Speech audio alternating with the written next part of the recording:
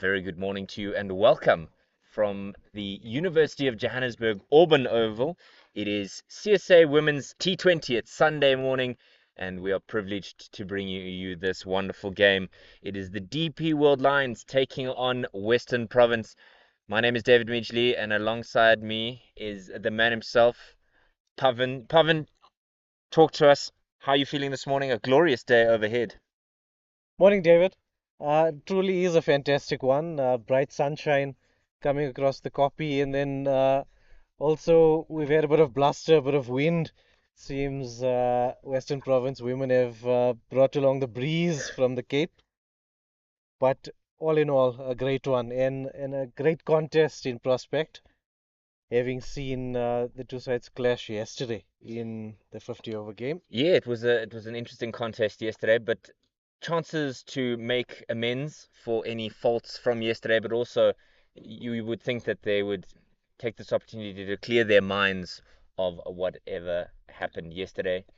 The news from the toss rather is that the Lions have won the toss and they've elected to field, so they will have the opportunity to get going in this T20, make some inroads, and the Lions will feel that having not come up victorious yesterday, that this is an opportunity to make the most of it.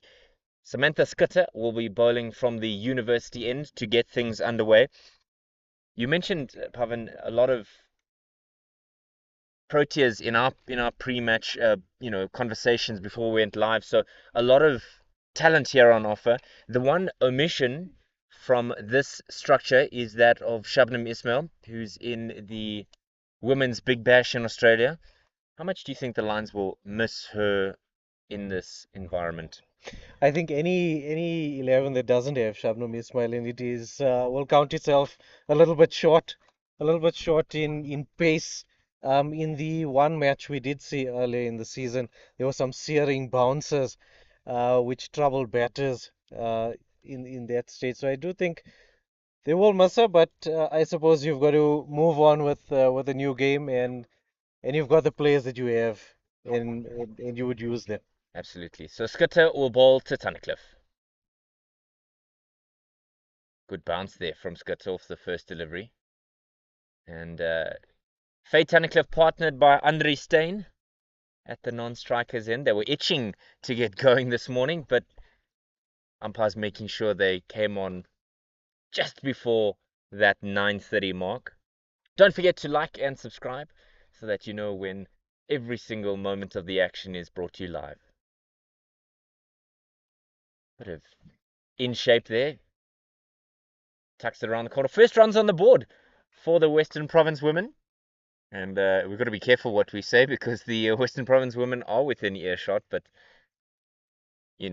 coming to the away ground, you might expect some hostility, but perhaps not from the commentary team. There will be none from us anyway. So interesting decision though by Palesa Mapo, or not Palesa Mapo, rather Khomotso Rapo, captain for the Lions.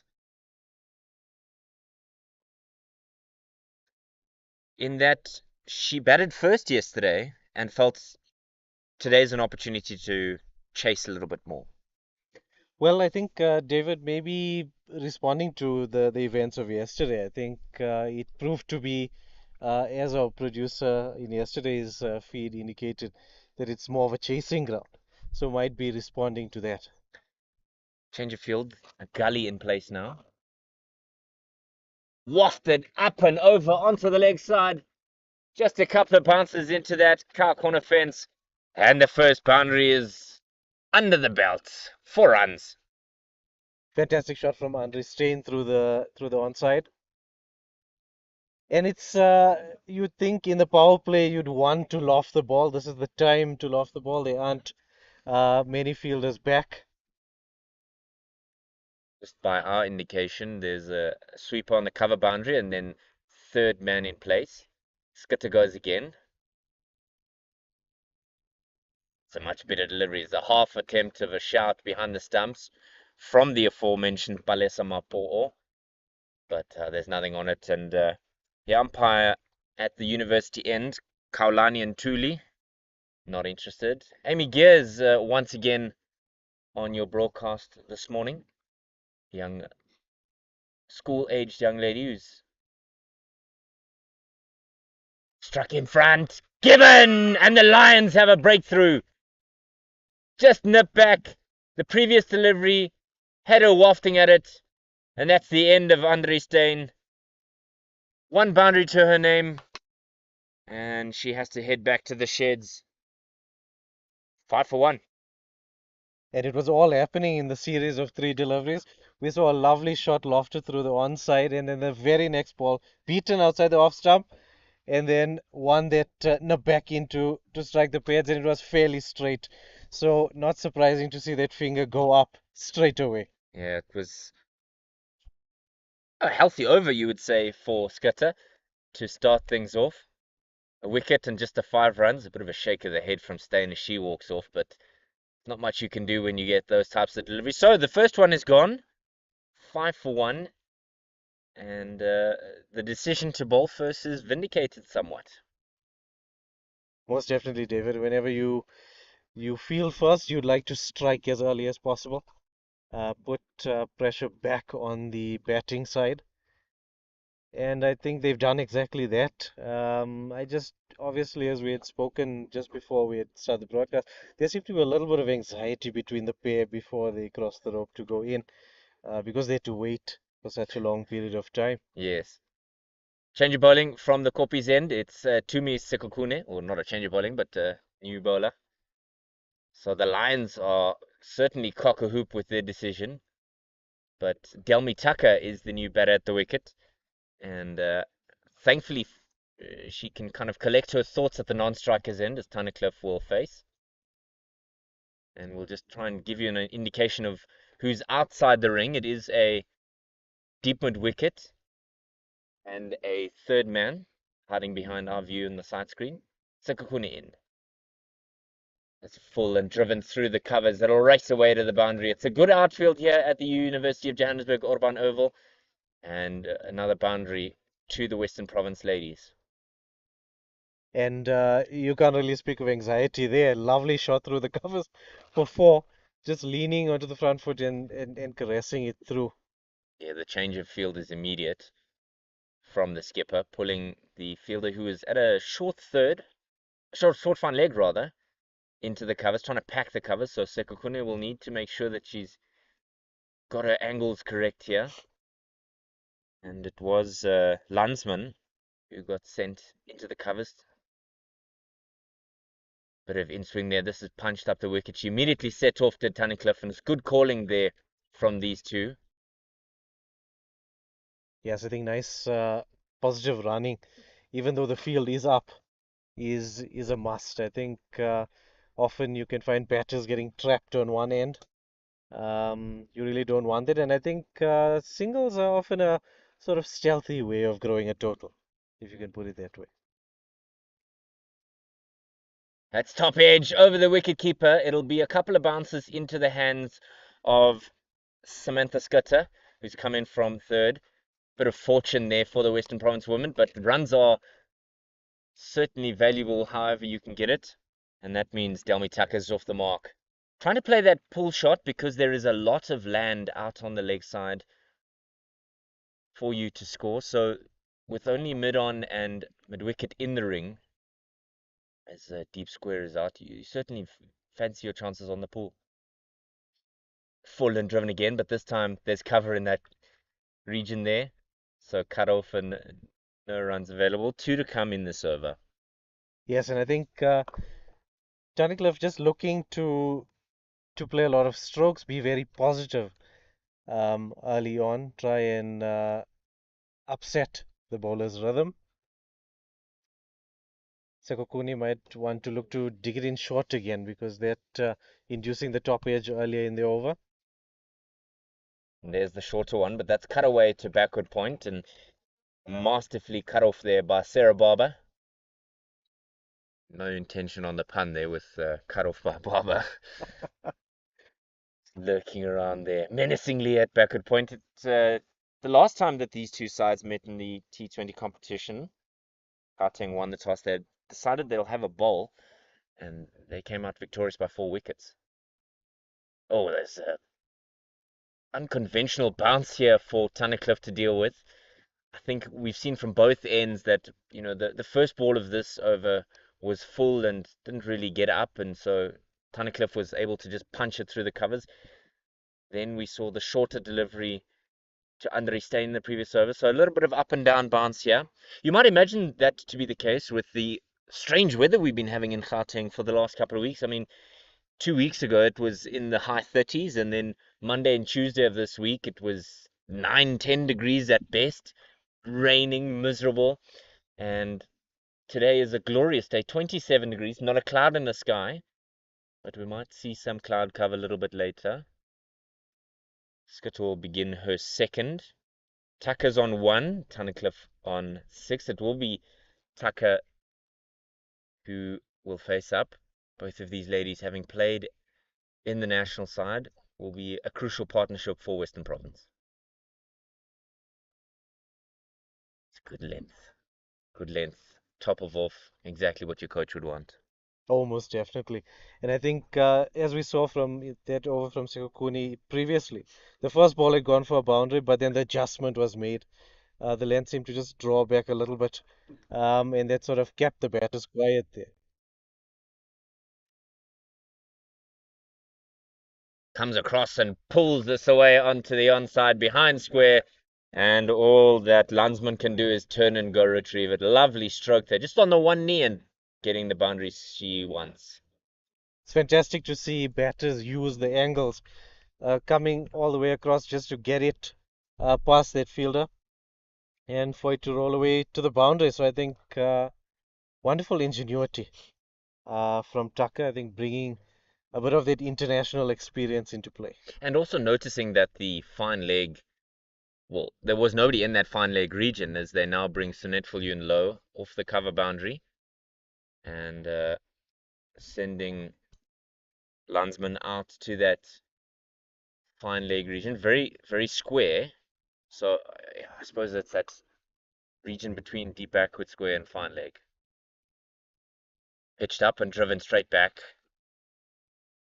Good dot there. Good dot. It's a valuable dot. I think any T20 game you'd think a dot would be valuable, but particularly early on to allow yourself to build pressure and perhaps extract more than just the 1 wicket that they have thus far. And totally agree with that because I think where the field is up, you'd expect to have a high scoring rate. So dots like gold dust. Bit of inward movement there. Bat turning in the hand of Tucker. He's trying to work that one onto the onside. And always nice to string the dot balls together because that, especially in this shortened format, it tends to build the pressure ever more because batters tend to feel the need to do something creative thereafter.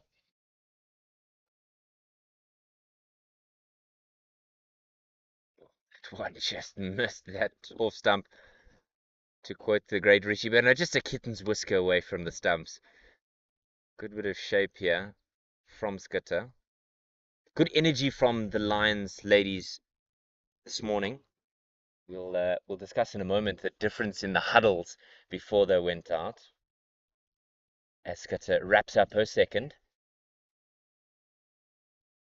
That's hammered away onto the leg side, and the umpire lofts his arms above his head. It's a 6 to end. It's 10 from the over, and it's 21 for one after three. And with that one sailing over rope, it sort of compensates for those four dot balls in the over. And I suppose it indicates how it goes in T20 cricket. You might string some good deliveries together, but batters always seem to have a lot of options. Just powering this one over the boundary. A lovely shot there. Just talking about the energy in the huddles before they went out, you saw well, you as in Pavan, you saw the way that the Western Province and the Gauteng ladies, you know, what was the difference for you between the two sides? So for me, the Western Province huddle seemed to be a little bit more sedate. There was just maybe one experienced player having a chat with the team as a group. Um, Good. Almost seemed like a small calm pep talk. And then on the Lions end, it was very vibrant, very loud, very vocal, and I think maybe that's what's translating through in what we're seeing with the bowling, and in actually getting that first wicket as well. Yeah, and there's just a delay as the ball seems to have disappeared after that last boundary. So a couple of Lions players going in search of a new one. Our very own Liabona Potelwa going out to Kaulani Ntuli just off screen at a fine leg region, just with the new boxer balls. He's a multi-talented man, is Liabona, and making himself useful. Although he is wearing a Alphabet Warriors shirt at a Lions versus Province game, so I'm not sure how I feel about that. But if you are a Warriors fan, please comment down below. How do you think that side, the Alphabet Warriors, the men's, how will they go in this year's 4-day competition? I mean, thinking about the men, both of these sides are playing in Cape Town as the DP World Lions take on Western Province in the CSA 4-day competition. The first one, Mitch van Buren picking up 100 for the DP World Lions as they're a bit of a resurrection there after top order scores weren't much to write home about from the Lions. A couple of partnerships here and there. 44 by Wandile Makwetu. That'll be wide. Excuse me. Just trying a little too straight on that occasion. A little bit of movement inwards that carried it past the batter for wide. I think obviously where there is a little bit of shape, got to compensate by possibly going a little bit wider Yeah, for the trying line. to trying to attack the pads, maybe extract something to bring in the fielder at deep square. A little bit more width here, and this one's carved away through the offside. They're running for two, but it won't be necessary. Boundary there for Tunnicliffe. Lovely stroke, 26 for one. Tunnicliffe definitely seems to enjoy the offside. It's the second lovely drive that we've seen through that region. You and I, Pavan, are at risk, and perhaps not this over, but any over that is bowled from the university end. Any straight drives here later on in the game might be of concern for us as we're out here at ground level, enjoying the glorious sunshine. Changing the field, sweeper goes out in the cover region, maybe just to kind of keep things quiet. And that one's carved away behind, backward of square. Chasing it are the Lions, and Western Province will come back for two. Just guided nicely, wasn't it? Yes, we obviously saw fielders going back out on the offside to compensate for Tunnicliffe's proclivity towards that offside. But in the end, if it is your strength, play to it and just an easy couple of runs. Absolutely. So two balls in and expensive, and it will continue to be so. Sekukune bowling her second wide of the over. So there was a wide to begin, the four, and then the two, and then another wide. So really picking up steam here are the Western Province women. Halfway through fortune and halfway through their own shots as Sekukune comes into Tunnicliffe. Very wide once again. Fortunate there as umpire Amy Gear is not interested. And I think fortunate for Western Province is that the scoring rate is not bad at all, just hovering just under those tens. And despite that early loss of wicket, I think they haven't let that bog them down. So I think that's one big positive. Got to make use of this first 6 overs.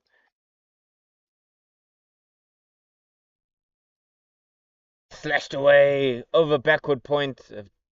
Dive in vain, but that'll go to the boundary. Good stroke there. She just threw her hands at it, and she'd had enough of the wider delivery, so went after it there.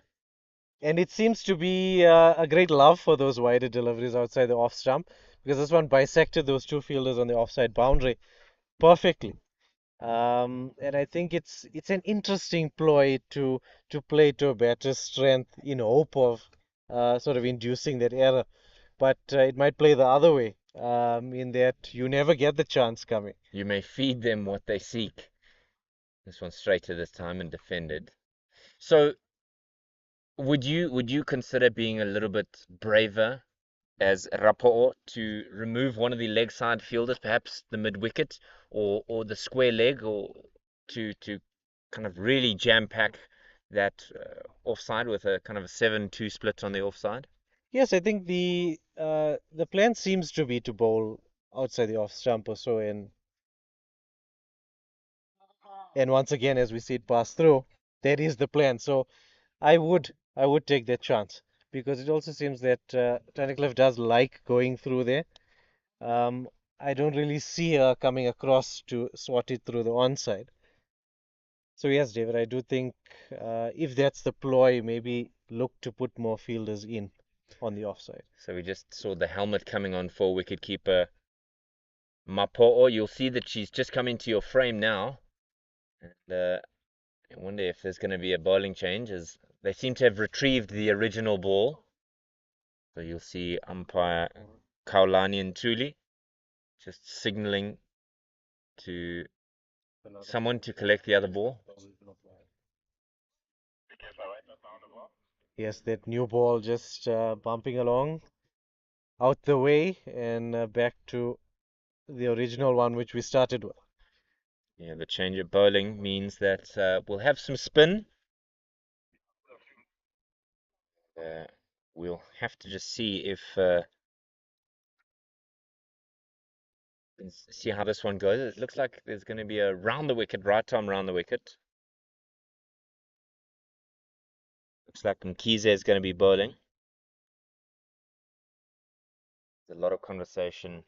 Relebogile Mkize, she's bowling left arm seam. So I thought for a moment with the keeper up to the Simpson, the way she was setting up, we might have a bit of spin, but no, left arm seamer. So great value in these modern times, and it's just the one fielder out square of the wicket and one behind square on the leg side. Oh, that one died at the wicket. Boy, oh boy. I was talking about the inconsistent bounce, and that's proved it correct. Most definitely, that one really squatted low. Had it been a little bit straighter in line, our Tucker might have been in a little bit of peril. I think interesting strategy to bring the keeper up. I do think it's probably to keep the batter in the crease. Oh, again one that dies out the wicket. And I think it's that little bit of lower pace that we're seeing from Imkize that's getting this ball not really coming through. And that might also explain why the keeper is up, because if Well, you're but carry, it yes, would yeah. carry through. And I think also just to add to that point, quite nice to see a left armer. Interesting strategy here by Tucker. She's kind of crouching in her stance to try and get bat on ball here because of the angle at which the left arm is coming across her. And that's intentionally why you would have seen the wicketkeeper Rapo'o just guiding her third to be a little bit wider, almost in a gully region, in the ring as well. That one will be leg buys. It goes very fine. And then coming back for two, there's a chance at the striker's end! And she's been given out! The first one is so crucial when you are running two. And Delmi Tucker has to pack her bags. Found short, and Amy Gear gives her out. And how interesting it is in our game that looked like just a regulation single on offer. Looked to test the fielder and unfortunately is now walking back. Yeah, that's the end of her time here. And it's Nettleton that is the reason for the dismissal of Tucker. We have a new batter coming to the wicket, Kelsey Adams, hoping to steady the ship. A little bit of trouble here is at 33 for 2. So there's a bit of complicated scoring that you imagine the scorers would have to kind of scribble down. There's the leg buys and the run out combination of things coming in there. So they got the single and then there's the run out. So 34 now for two. Two balls left in this over, and Mkize has had a wonderful welcome to this game. Yes, most definitely. I think with the second wicket falling, you would say that this power play is tilting the Lions women's way. Um, with Kelsey Adams walking to the crease, having seen a performance in the last game, which Western Province played, she made a wonderful 48. So is in form and will be hoping to carry that through. And in building on that, the thought we had earlier that this is sort of a chasing venue. You would think that Western Province need to get 10, 20 more than par to be competitive.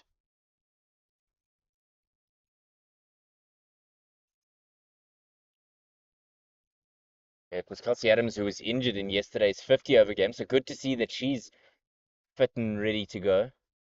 We also do apologize if you're hearing a bit of bluster from the wind. It's keeping the clouds away at this point, so we won't mind it too much after the miserable weather that we had here in Johannesburg on Monday and Tuesday of this week. Lovely bounce there, lovely bounce. Mapo takes that at about chest height behind the stumps. Is a good take as well. That ends Mkize's first over, and she'll be very happy with it. 5 gone, 34 for 2. And Imkize really keen to vindicate your thought that this is an up and down wicket. That one really shooting through at quite a height, testing the keeper.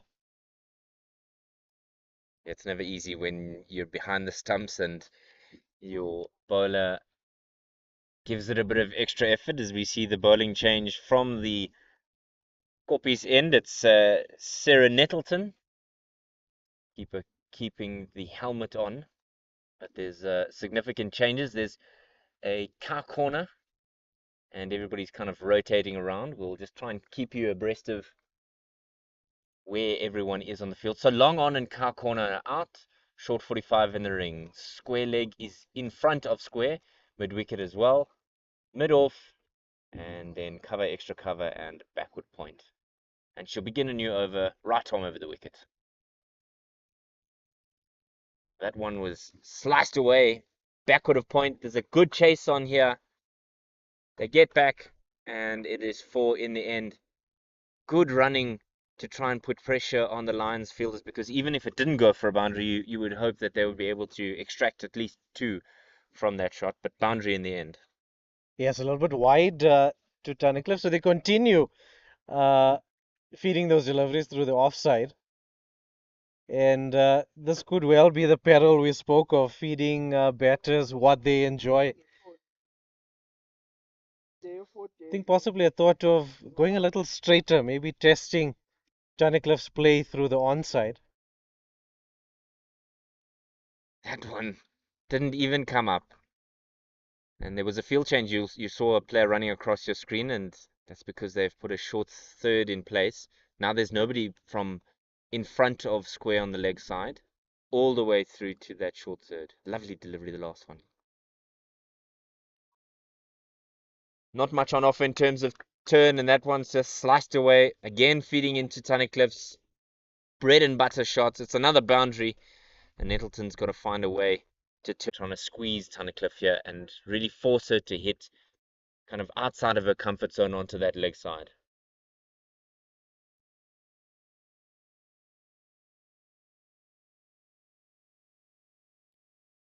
Tight single on that occasion. Adams really had to put in some hard yards to make it in, but I think that's what they've got to try and do now that the field is spread a bit. We've got 3 out on the leg side. I think it's very important to keep strike rotating. I think as we look at the scorecard, Adams still or not, a lot riding on Tunnicliffe, who has to possibly stick around for the bulk of this Western Province innings. I think crucially as well, with Tunnicliffe going at the strike rate that she is at the moment, 130, I think it's going to be vital for her to continue at that pace. Another delivery that just dies. Adams a little bit trapped in the box there, so to speak. No real foot movement there, and you can see it because of the deceptive bounce out of the wicket from Mkhize. I think just a nice tight line from him, Kize. I think bowling to the field, uh, and with that angle over the wicket from the left-hander, not easy to negotiate. A little bit of width there, but it'll go straight to the fielder. So continuing to build on that frustration. Mkhize only just the one run so far in her 2 overs. Holding pressure from one end, but it's crucial that when To get the 5 dot balls to get off the mark, not to panic. it's helped on its way onto the leg side. It's a good chase on here, but you fear that the ball may win. Can Scudder get it? No. Just beats her to the finish line. So healthy boundary there, and that brings up the 50. Yes, very athletic effort from Scudder going in vain. Ball just winning the race on that occasion. And Tunnicliffe once again uh, hitting the boundary as she has been doing so often in this innings so far. Floated up there and just squeezed out. They settle for a single, but not able to collect and return to the wicketkeeper quick enough. But saved some runs there. Did Sarah Barber? A lot of air being given by Nettleton, and with 16 conceded so far in 1.5, he hasn't quite done the work she would have hoped for. Was a little bit flatter on that occasion, guided into covers. Yeah, 8 gone 53 for 2. Adams on 2 from 9. Tunnicliffe 33 from 24. It looks like Mkhize will continue. Yes, I think it builds on our discussion earlier in the earlier over where we thought would she continue for third? Would she be held back? I think for me, correct decision. Look to keep the pressure on because that's what they've done here. But also, I feel like you mentioned as well, there needs to be support from the other end as well. I think Nettleton a little bit expensive, but who knows? Mkhize might, through inducing the pressure she has, bring on a breakthrough. And our dearly Lions would love it to be Tunnicliffe. Struck beautifully, but fielder in the deep will do the work, and it will just be a single. Showing off her talent there. Young Faye Tunnicliffe just lathering that shot through the covers. But Sunetful Yunlo is out there to clean things up. Yes, Sunat Low, not the arm you'd like to test in the deep. Javelin silver medalist.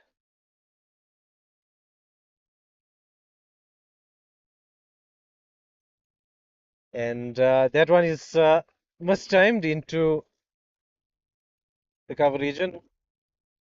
I just think that Adams seems to be taking a little bit of pressure. David, 2 from 10 balls. Is definitely looking for a release shot of some kind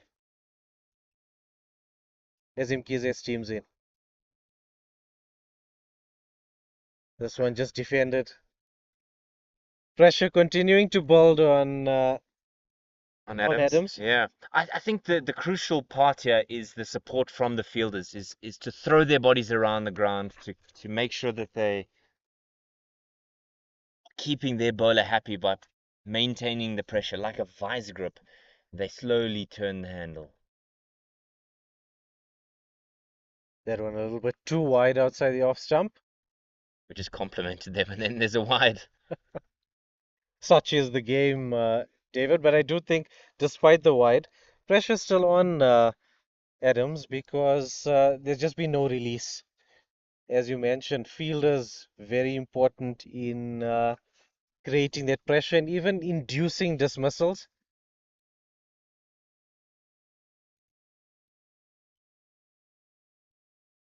Umpire not having any of it. Quite a spirited but very short appeal. I think it's difficult, as an umpire when you have a left arm bowler coming over the wicket, that thought in the back of your mind that plagues you of conversations recently about whether that should be reconsidered, that rule of if it's pitched outside leg stump, is there no hope? Dive there, but it will be a single. Yes, I think it's not easy coming over the wicket to get those LBW decisions because umpire is constantly considering whether or not it is actually suppose um most deliveries seem to just steer a little bit outside the leg stump.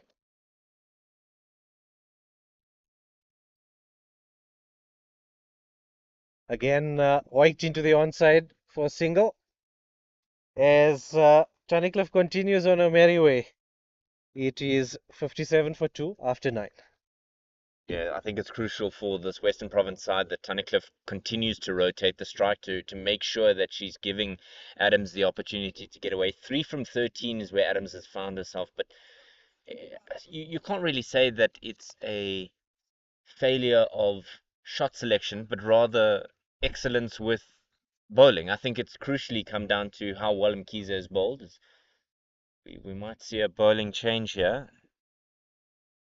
Whether or not it'll be the captain herself, Khumutso Rapo'o. Uh, Imkize has been brilliant. I think it's not anything we can fault batters. I just think she's bowled a beautiful line. Also used the pitch. As we mentioned, this is a pitch which seems to be up and down as another fielder goes back into the onside. Yeah, Bianca Boyan's being sent out there. So there's 3 fielders on the leg side that are out. It's long on, it's a cow corner, and it's a deep mid wicket. And it's the one that we can see on the offside in that cover region, but we'll have to crane our necks a little bit to see around the corner here. So where you see the picture from your side is the top of the side screen, and we're just slightly behind it. That's guided through, and the ball is likely to win the race, and it does. And so a very straight line from Rapo that field, very leg side dominant. But we would say that Tunnicliffe up to the task. We mentioned that she was very dominant through the offside, but that might just have been because of the line that was being bowled. A wonderful sweep shot on that occasion. Yeah, showing that she can play both on the leg side and on the offside. And Skitter now finds herself behind the square leg umpire. Oh, that one uppish, but safe in the end, just drops short. As you can see, the medical golf cart lurking by the side screen, and I wonder how long before Tunnicliffe just says, "Can we move it along?" It's you have to laugh a little bit because I suppose it's the nature of playing at this venue, perhaps looking for a bit of a shady spot. Rapo continuing with its straight line, and again swept. And again, it will yield the same result. 4. Glorious stroke, just getting down onto one knee, helped it on its way. There was no point of Skitter chasing that one. It was boundary bound from the very start. And I just think so wonderful to see Tunnicliffe giving us a full range. We're now seeing play through the onside effectively for 4 as Golf Cart makes its way out of view. Defended nicely back to Rapport. Yeah, I think it was the umpire Kaulani and Tuli who threw a whistle in the direction of the medic's golf cart.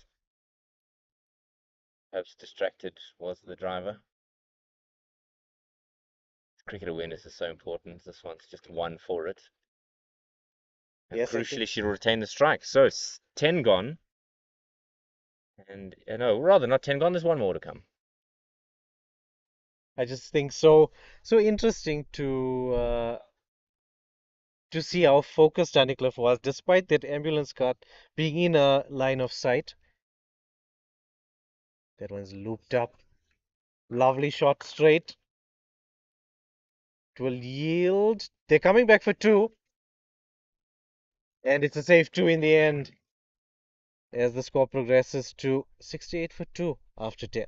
Yeah, the 10 is finally done. But Adams getting to throw a shot that you'd say, Pavan, that there's this confidence in it. There's visible confidence in how she's gone about playing that stroke.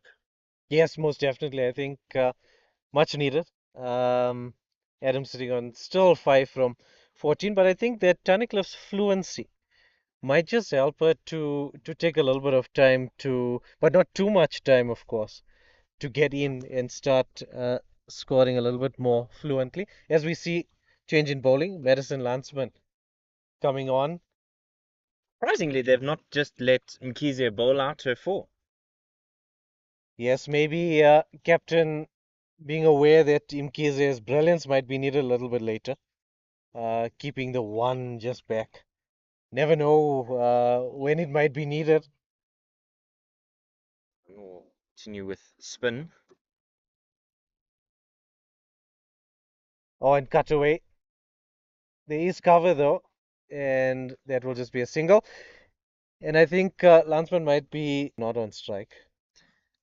Get the sort of how can we put it, struggling Adams back on strike. See if they can maybe run through this over quickly without too much damage.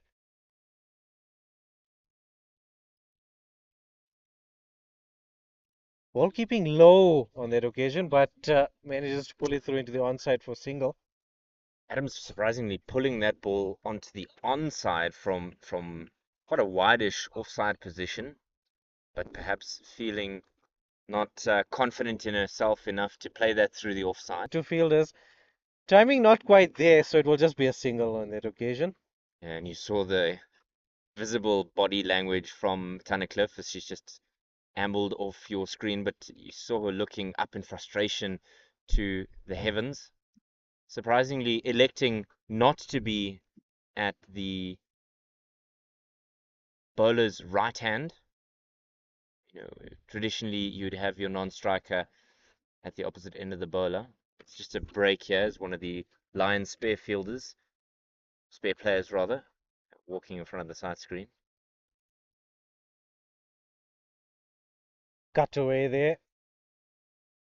Deep fielder will do the work and just a single once again. So good strike rotation, I think, especially for Adams here, just to try and inject some rhythm into an innings that has been rather slow up until this point. As we now ourselves get a visit from the Medics golf cart. Change of field. Long off coming into the ring and deep backward square going out.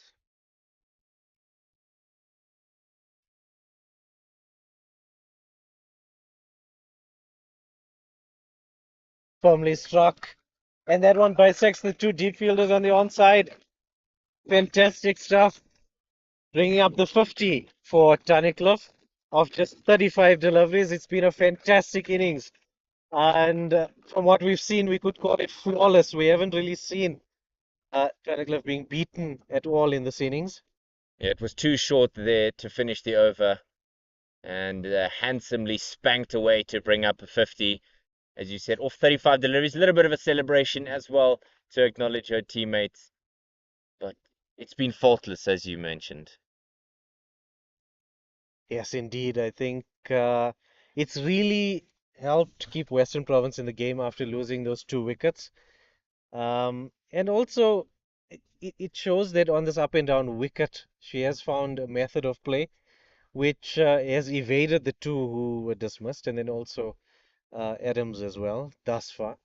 I do think that with 9 overs to go, she's got to keep it going because I think she's so integral to Western Province getting to a decent score. And in your view, David, looking at the position we're in now, what is a decent score? Yeah, as we've seen multiple changes in the field and a change of bowling. Samantha Scutter will come from the Koppie's end. And 1 for 15 from her too so far. Long off going back. I'm not avoiding your question. I will get back to you. Long off, long on, and mid wicket out. There's also a sweeper on the offside for the first ball to Adams. Starts quite wide outside the off stump, umpire unmoved. So I would imagine, you would think that 76 for 2 at the 11th over, you probably double it, maybe 140, 150. They'd feel confident enough. But yesterday's 50 over game was a low scoring affair. So 120, 130. Yes, as that one's defended through. Yes, David, I think yesterday's game might feed us some wisdom on what we could see play out here. I'm thinking 150. 150 is always sort of a magic number in T20s. As Skutta continues. Upish and just a single. And Tunnicliffe back on strike. It will be interesting to see if she continues that aggressive way. Suppose no reason to stop with just the 8.3 overs to go. No change in the field from the DP World lines here. You wonder why there isn't a change of approach for these two batters. And straight into the hands of cover. Just as we spoke about what we might see, we've seen a must-time shot straight into the pockets of cover. I will now eat my hat. I stand corrected. The plan worked. Just chipped it up to a cover fielder in the ring, and Landsman gobbling that one up. It's a simple catch and a crucial wicket for the DP World Lions. That's the end of Tunnicliffe's sojourn in this T20, and Western Province 77 for 3 now as Smith walks to the wicket. Sarah Smith. Yes, David, I think wonderful innings coming to an end.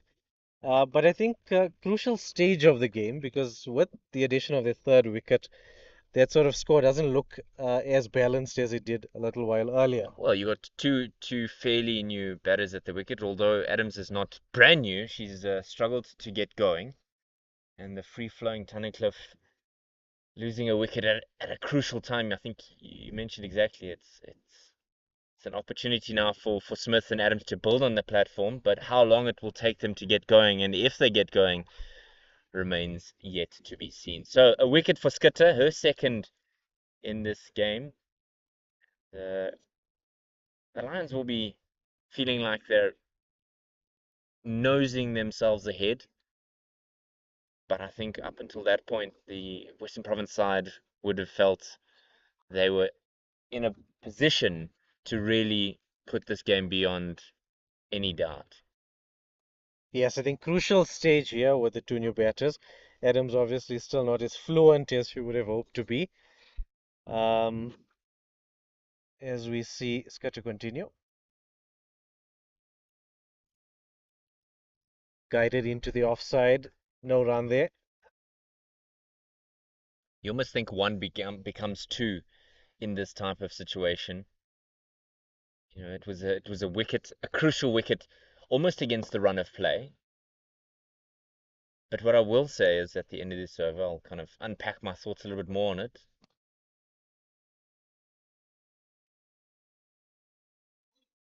And it goes down. Just as you mentioned, one might bring two. The chance is put down. Tragic for Scudder could have been a third. It's Relebokile Imkize, unfortunately, who just can't manage to hold on to that one. Yeah, she looks like she may have taken a bit of a knock, but wow, I mentioned it, and it could have been an opportunity. It came straight to her. She popped it up in the air, wasn't aware of where it was to try and dive and take the catch. And we're going to have a brief intermission here for the injury repair. Well, where's that golf cart when you need it? But I think the physio will just come with the magic spray. So to come back to the point is that as much as the pressure was fully on Adams, it was Tunnicliffe who felt like she needed to maybe go after it and was maybe having that thought in the back of her mind when she it was a half shot, it was a soft dismissal essentially. Just chipping it to the cover fielder and a wicket against the run of play in the sense that you wouldn't have expected Tunnicliffe to be the one to be dismissed, but and particularly with the soft dismissal, but we we've seen stranger things in Mother Cricket, and Keys are still getting some treatment just off of screen as the umpires just have a chat and keep an eye on the clock, not wanting to delay the game any further. Where next do you think should the Western Province ladies go? I think looking at the situation as it is, I think having had the slice of luck now, um, I think there just needs to be a few deliveries where Smith takes a little bit of time, maybe rotate the strike a little bit, Mm, get in, but I think not too much time taken as we've only got the 8 overs left. mm, I do think at least one of these batters needs to carry through with a little bit more aggression.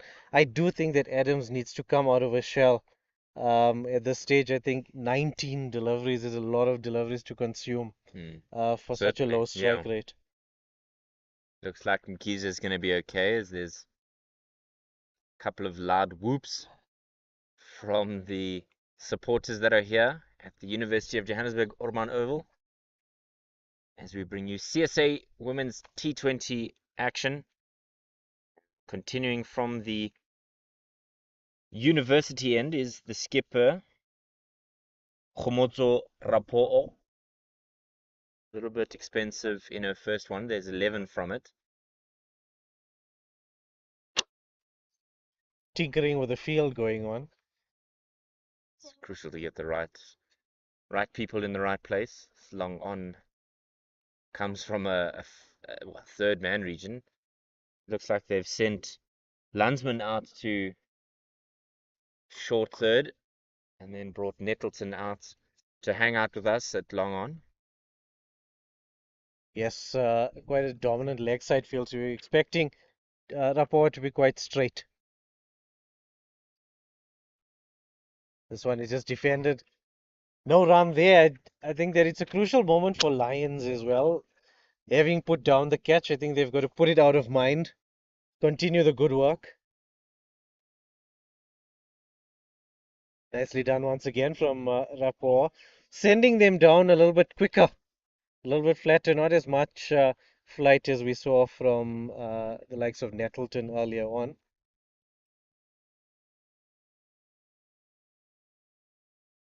Field change. This one is tossed up, just a single through the offside. And like you mentioned, you don't want to take on the arm of Sunette Fulyunlo. There's no accident in becoming an Olympic medalist. Change of field once again, long off going out, and deep square coming into the ring. Umpire Kaulani Ntuli rightfully saying that the player at deep square outside of the boundary.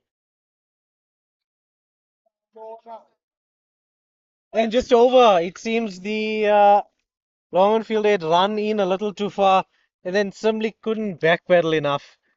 And in the end, that one goes to the boundary for 4. Yeah, just came in trying to anticipate it. Did Nettleton, and with the wind blowing as hard as it is, it kind of swung in the air away from her and just over her head, one bounce four. There's a fielder out at deep square off the boundary that doesn't have a great stop there by Bowens. Doesn't have a bib on to well, you know, indicate that she's not actually a fielder. And so when the umpires have a look around the field, it can be very off-putting to make sure that you know who's in the field of play and who's not. That would seems to be going down the leg side. Quite a strange line, and I suppose with that boundary coming for Adams, bit of a release shot. Very welcome from our point of view, but also from Western Province's point of view. Bit of fortune, I would say, because the field had run in a little far.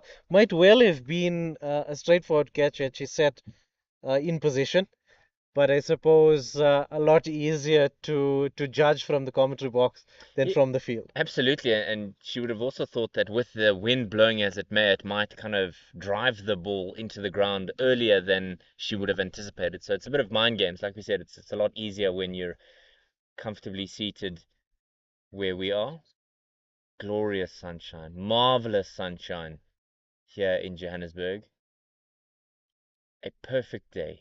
Set fair for fantastic cricket. And we've been treated wonderfully here as Deep Square comes in the ring. Yes, not a cloud in the sky, but a stiff breeze which seems to have eased up a bit. Perhaps also playing into the mind of the Lions captain, utilizing her spinners, knowing that with the breeze she's going to get extra flight. And that little bit of drift in, possibly a little bit of dip as well.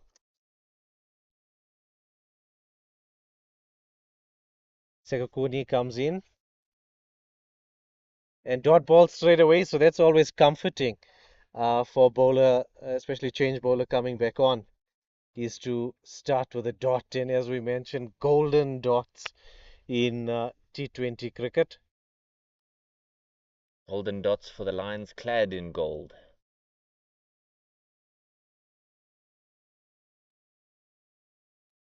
Another one goes down, straighter line, and it just appears that the ball is not finding its way into hand for the Lions at the moment in this last while. And Adams being given or gifted another bit of luck. Well, if there was ever a time to make the most of it, now is it. Your luck will inevitably run out. How much longer can she live as recklessly as she has at the moment? Defended just for single through covers. Sekakuni obviously would have looked forward to celebrating a wicket there, but not to be. Having seen Adams go about her work so far, quite slow, but a luck. Lions would hope that those drops will not cost them too much. Yeah, the coaches will always tell you that catches win matches, and it's an adage that proves true more often than not. Struck into covers, but no run there. Just 2 runs from the over, and as we head towards the conclusion of the 14th over, at what point do you think, with 7 wickets in hand, the Western Province ladies will set themselves free here? We'll get your thoughts after this delivery. Dot 1-1 dot. Should it be a one? Upish, down to long on, but just a single. Yes, David, I think they've been trying to break those shackles. That's why we've seen those chances being created, because they've been looking to loft the ball, but the timing just isn't there. Um, Adams, I think, really needs to go for it. I suppose in this next over, having had the luck, test the luck further and try to carry the innings further on. Single taken off the first ball. That will give Saraswat the strike. Saraswat also a Protea as well. Protea's player, so there is international experience, and all that experience is going to need to be brought to bear here in this last 6 overs as our score progresses to 87 for 3 after 14. Just 6 overs remaining, so crucial for the captain here for the selection of rotation of bowlers, who's going to be taking the ball up in the last six, and vitally as well to have the right fielders in the correct areas. Lots of encouragement from the Western Province ladies, geeing up their teammates here, wanting to see maybe a bit of smash and bash here as we head towards the final stages of this innings. That one struck officially again at the onside, but will fall short. And once again, not really struck all too well, I suppose. Trying to generate her own pace, I imagine, but just chipped up over the fielder in the ring. Yes, I think when the likes of Rapport in operation, there is a lack of pace. Definite ploy to sort of loop it up a lot more.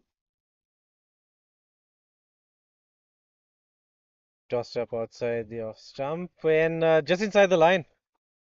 Looked a little bit wider than previously seen deliveries in the over. Struck nicely, but again, straight to cover in. This should There's be a run mishap, out. and the bails go off. And I would say there is Sarah Smith who's been run out. I stand to be corrected there. It is Mm. Sarah Smith who has to walk off. Just struck a little bit too firmly to consider a single on that occasion. You needed the soft hands as that concludes the innings for Sarah Smith. A bit of fortune for that pair, but in the end, not able to capitalize on it. And finally, the Lions get a breakthrough despite the chances that have gone a begging. So the new batter at the crease, Yandiswa Mangele, number 12 upon her back. Yes, David, as we see Smith trudge off, having not had much of an opportunity to display her skills today. I think I'm tempted to say that Adams continuing may well hurt Western Province with the low strike rate. Mm. I think there needs to be quite a bit of urgency now because there's not much time left. We also got to factor in that the very tidy Mkize has got an over still to go. There definitely won't be one as we see field change. Fielder going back into the onside. The deep square heading out as Sunet Low comes into the wicket, into the inner ring. Upishly and just can't get under it. Bit of sun in the eyes, David. Yeah, she was perfectly set and then just at the last moment lost it in the light. And with the white ball, it's very difficult to pick it out from the sunshine. Almost a masterstroke there for the captain Khumutsu Rapo. Two Yes, quick wickets, one after the other. again beaten outside the off stump. So excellent over there from Rapport. Getting two from it because the ball was lost in the light and Low not aware of where it was, and so Skitter had to come off the boundary to try and do the cleanup work there. So 15 gone, final five waiting for us, and with 6 wickets in hand and Nadine de Klerk still to come, you've got to feel confident enough in the ability to extrapolate more runs than they are currently going at the moment. Yes, I think a lot more risk needs to be taken now. We might be looking more at a 120 or 130 total at this stage, David, as Madison Landsman comes back into the bowling attack. Just 8 from her first over. Deep square and mid wicket out, as well as long on the onside.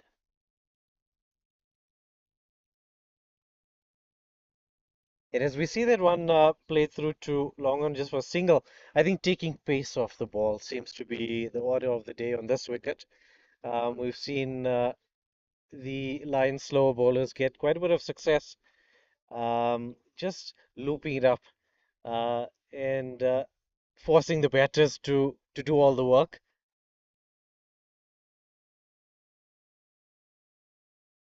Defended and sharp single there.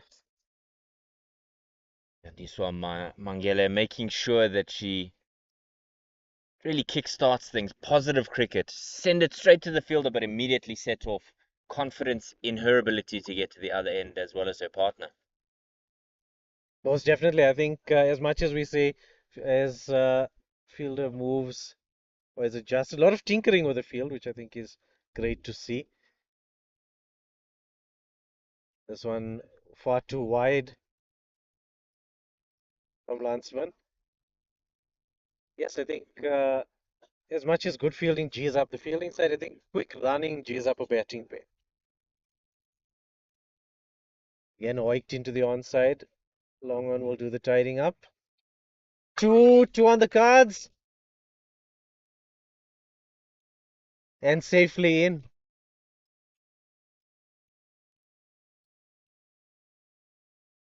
They're really muscling their shots here, are the Western Province women.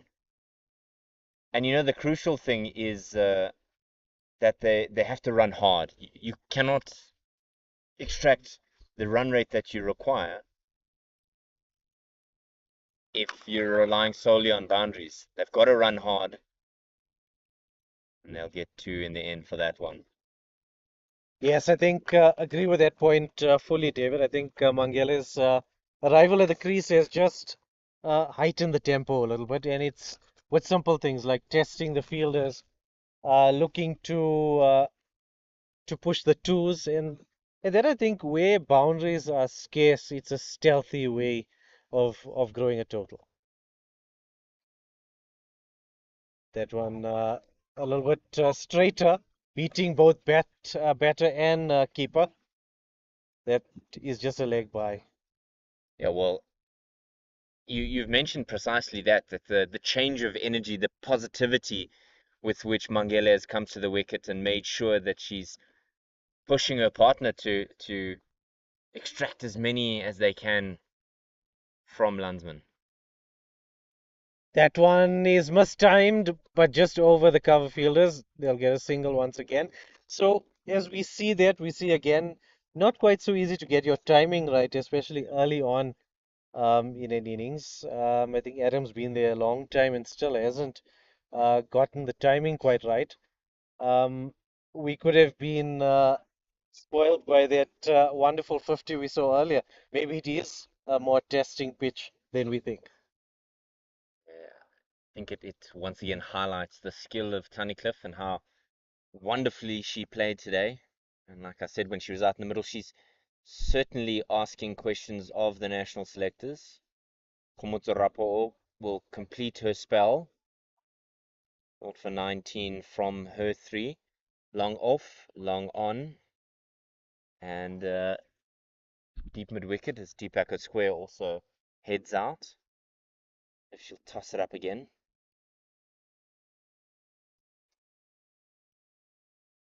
Chipped up onto the onside. There's a lot of vacant room out of there, so they've got to look to run two here. And scampered in the second instance, but they've gotten there in the end. And there's another two to it. Unfortunately, it seems almost like that type of field as they bring up 100 that you've got to take twos where you can. Swab hold there. Just squeezes it in the block hole, but they still manage to get away for a single. And I just think that that very delivery demonstrates your point. Even a good delivery is turned into a productive one by taking the single or taking the sharp two. And I think that frustrates the bowling side as well because the strike is rotating. You don't get to pin one batter down.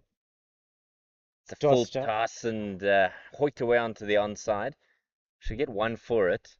Trying to create momentum here is Adams with that last stroke.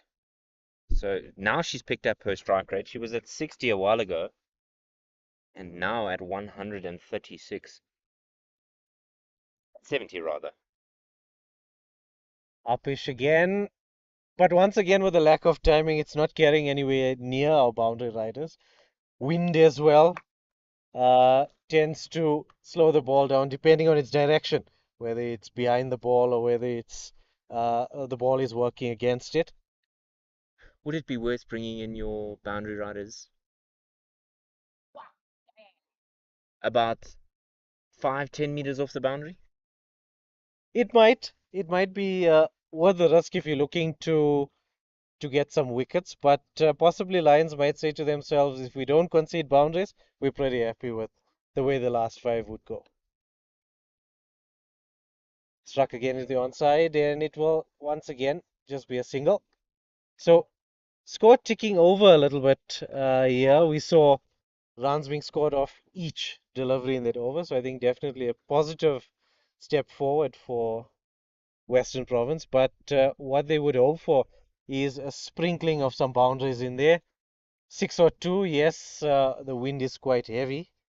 But if you strike them hard and hopefully get a fortunate breeze, it might carry through over the boundary. Yeah, it looks like we just saw Adams there taking a couple of deep breaths at the end of that over. The proliferation of twos has meant that she's really had to put her skates on,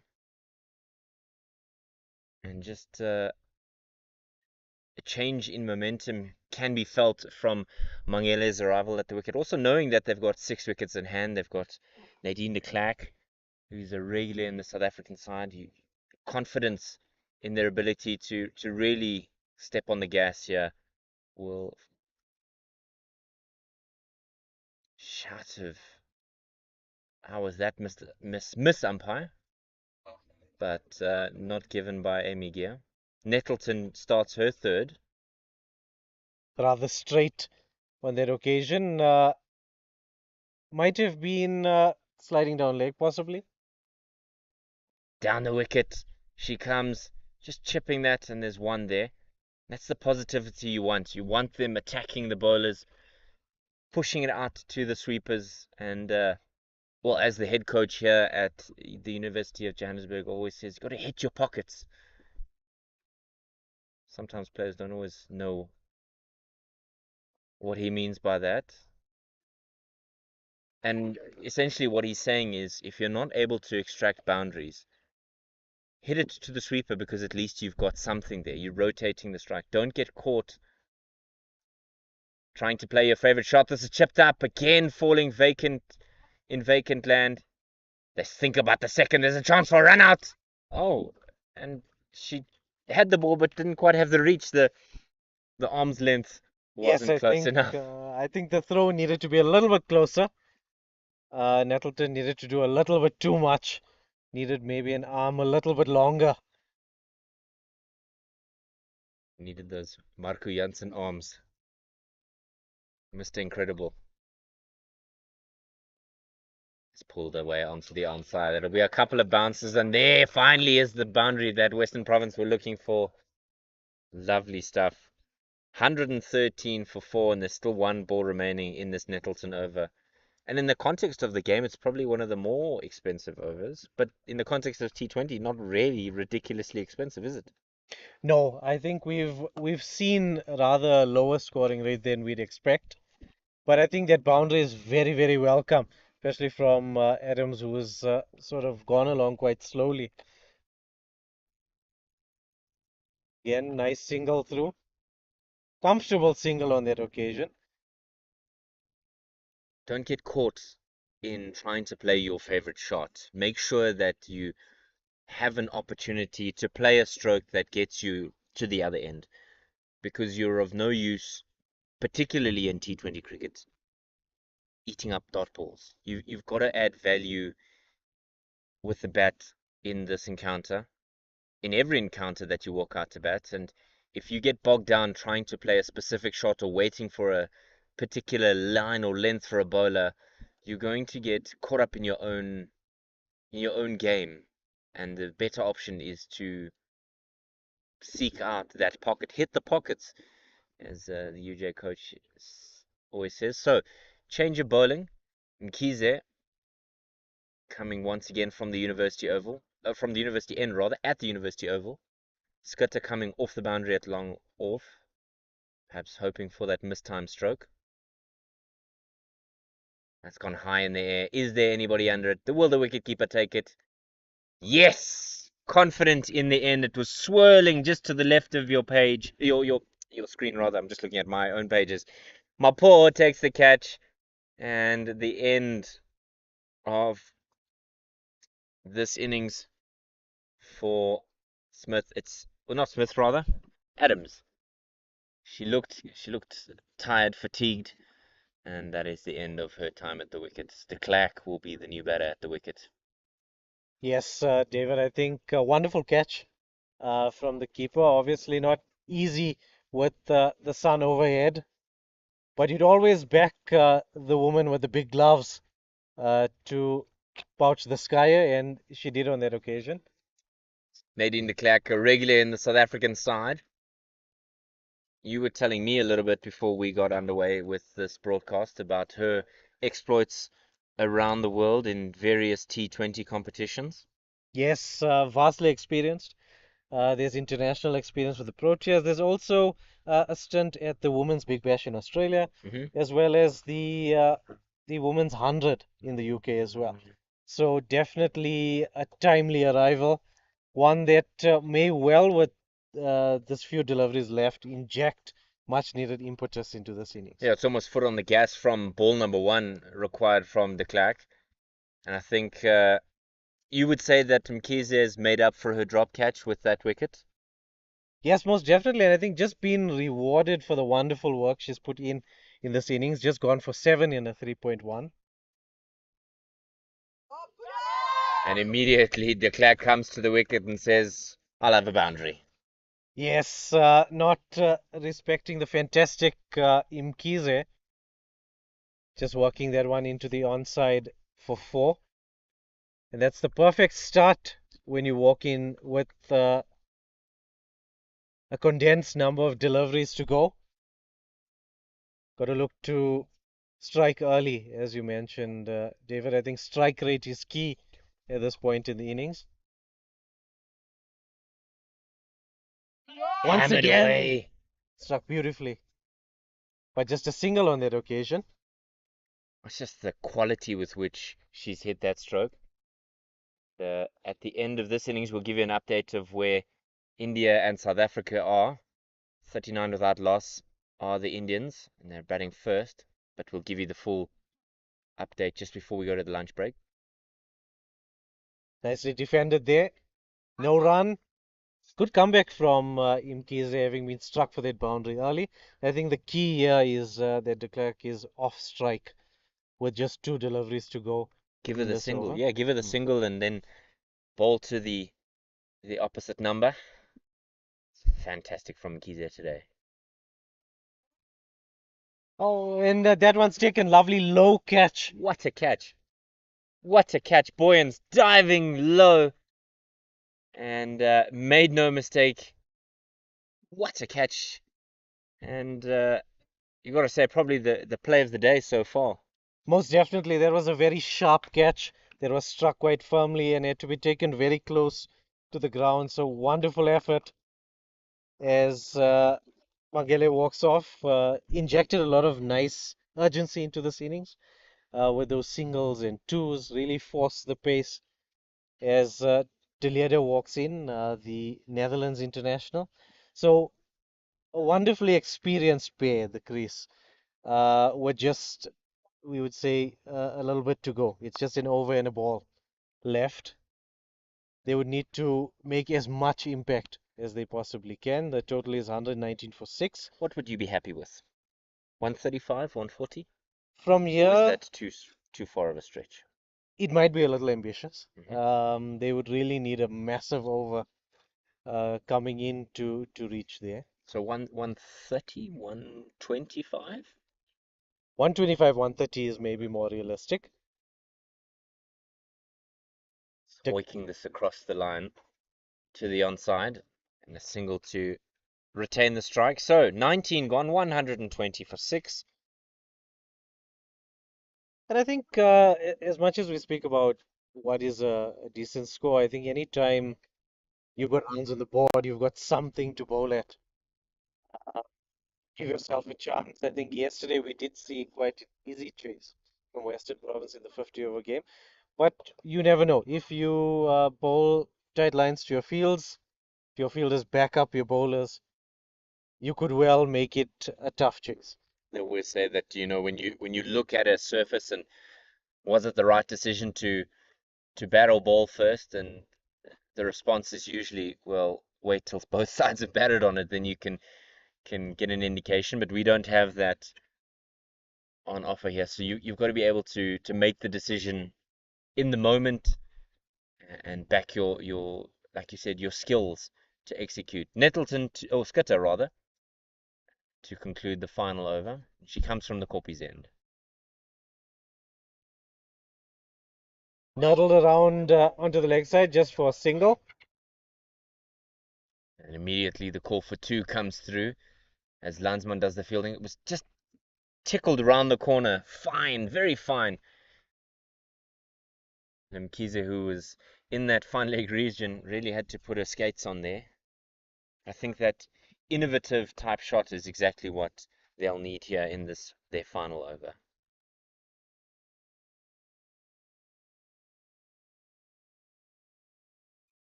Played beautifully into the onside. That will race away for four.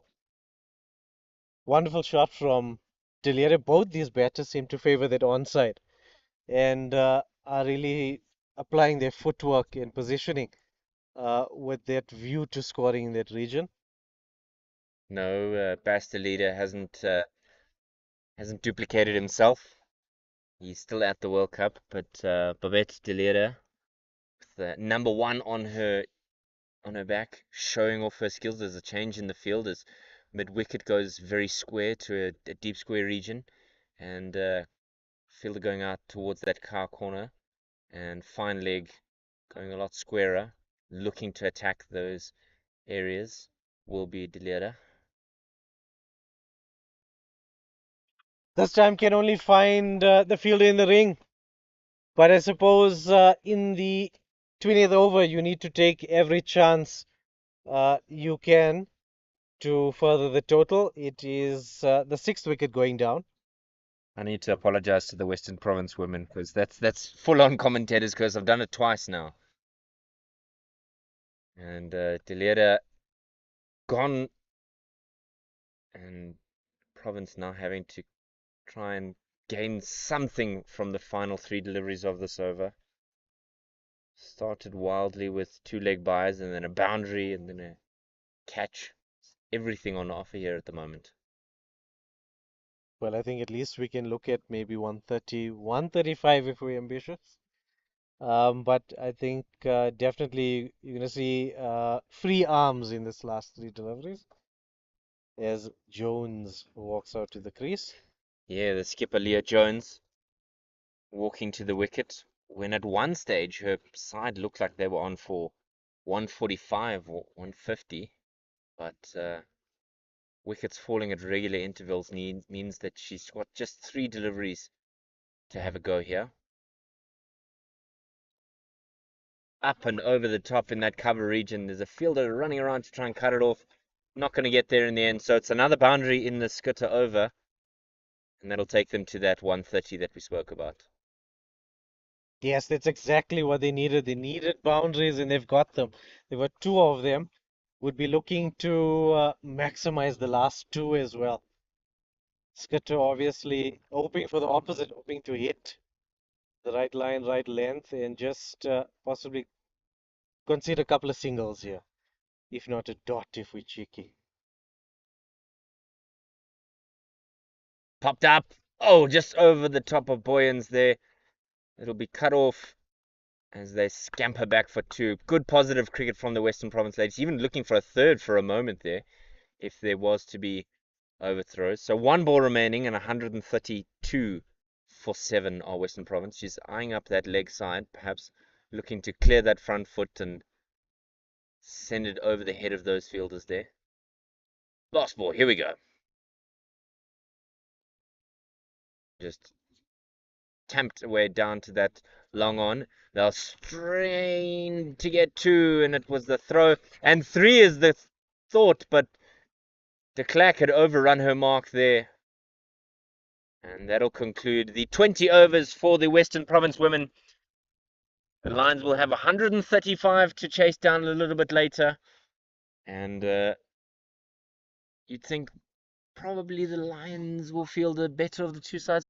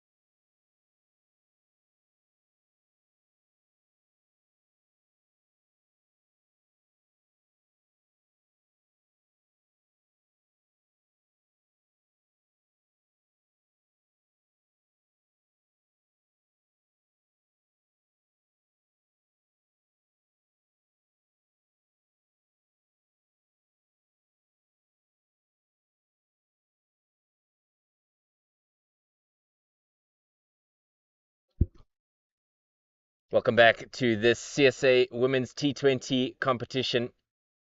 And the University of Johannesburg's Auburn Field is our host for this game. If you haven't yet joined us, very good afternoon to you. Oh, good morning still. We're still within the bounds of morning. So good morning to you and welcome back. If you weren't sure what's yet happened, it was the DP World Lions women who won the toss and they decided they'll have a bowl. And in their journey with the bat, the Western Province women scoring 134. They looked like they were on par for about 140, but the consistent loss of wickets really just put them under pressure, and a bit of fortune for them with a couple of drop catches. But Nadine de Klerk will get us underway for the second innings. And no run from the first ball. I'm not alone. My name is David Midgley, and I've got the master himself, Pavan, who's been with me for the first inning. Pavan, what do you make of the Western Province innings and their score that they've set? Well, I think I'd say it's a middling score. Somewhere in between. You've really got to bowl well to defend a score like this. Nadine de Klerk just tumbling over there in the follow through. Hopefully she's okay. Maybe just landing awkwardly in her delivery there. A bit of extra effort as well. So hopefully she's okay. One of the South African selectors who may be watching along with us would have taken a bit of a sharp exhale with that tumble. And good morning to them as well. Good morning to all of you who are joining us on a perfect day, an immaculate day for cricket. A stiff breeze, as you mentioned earlier, but not a cloud in the sky, and it's warm. A bit of extra width there, but not able to pierce the field on the offside. So just the one run thus far to the Lions in this first over. De Klerk is going to be crucial here, Pavan, for the Western Province side, in keeping the Lions quiet, but also to extracting something out of the surface. The pace that she bowls at, you would expect her to gain a bit of seam movement off the wicket. Yes, David, as we see that one go through, left alone. De Klerk, I do think I love the energy through the crease. A very sharp run up, a lot of force through. And you can see that in the amount of carry that she's extracting. And really, the hope would be an early wicket. I think nothing would set Lions back quite like an early wicket. Oh, beautifully played through the onside. That should beat the fielder. It's a Fa- masterful stroke there. She just sat back and smashed it away through the onside, using the pace of Nadine de Klerk. And the first boundary for the Lions coming in the penultimate delivery of the first over. You might have heard a bit of what sounded like hammering or knocking. It's Sunit Yun Low warming up, and there is just a small net that separates us from her pull stroke. So we're looking like chameleons almost, one eye on the game and one eye on Yun Low, because if she just times it ever so slightly, we might need the use of a helmet from one of the Western Province players who are close to us here. It's a much better follow up from de Klerk. Nice finish from de Klerk. Nice and straight, having considered the boundary of a shorter delivery on the previous occasion. And yes, as you mentioned, the sound of doom over our right shoulder.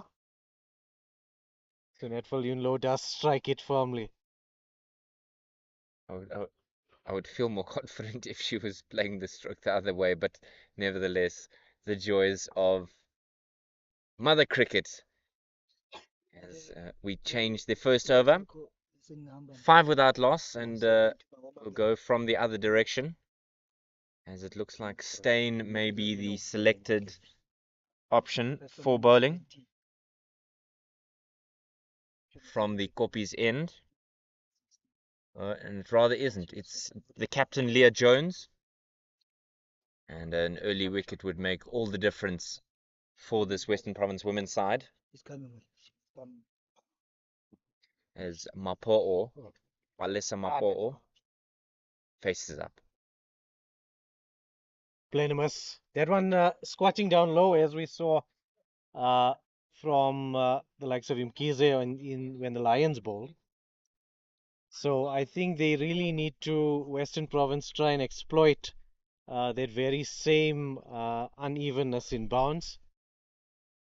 And it might just be what makes this chase trickier than we think it will be, is that unevenness of pace and inconsistency of bounce.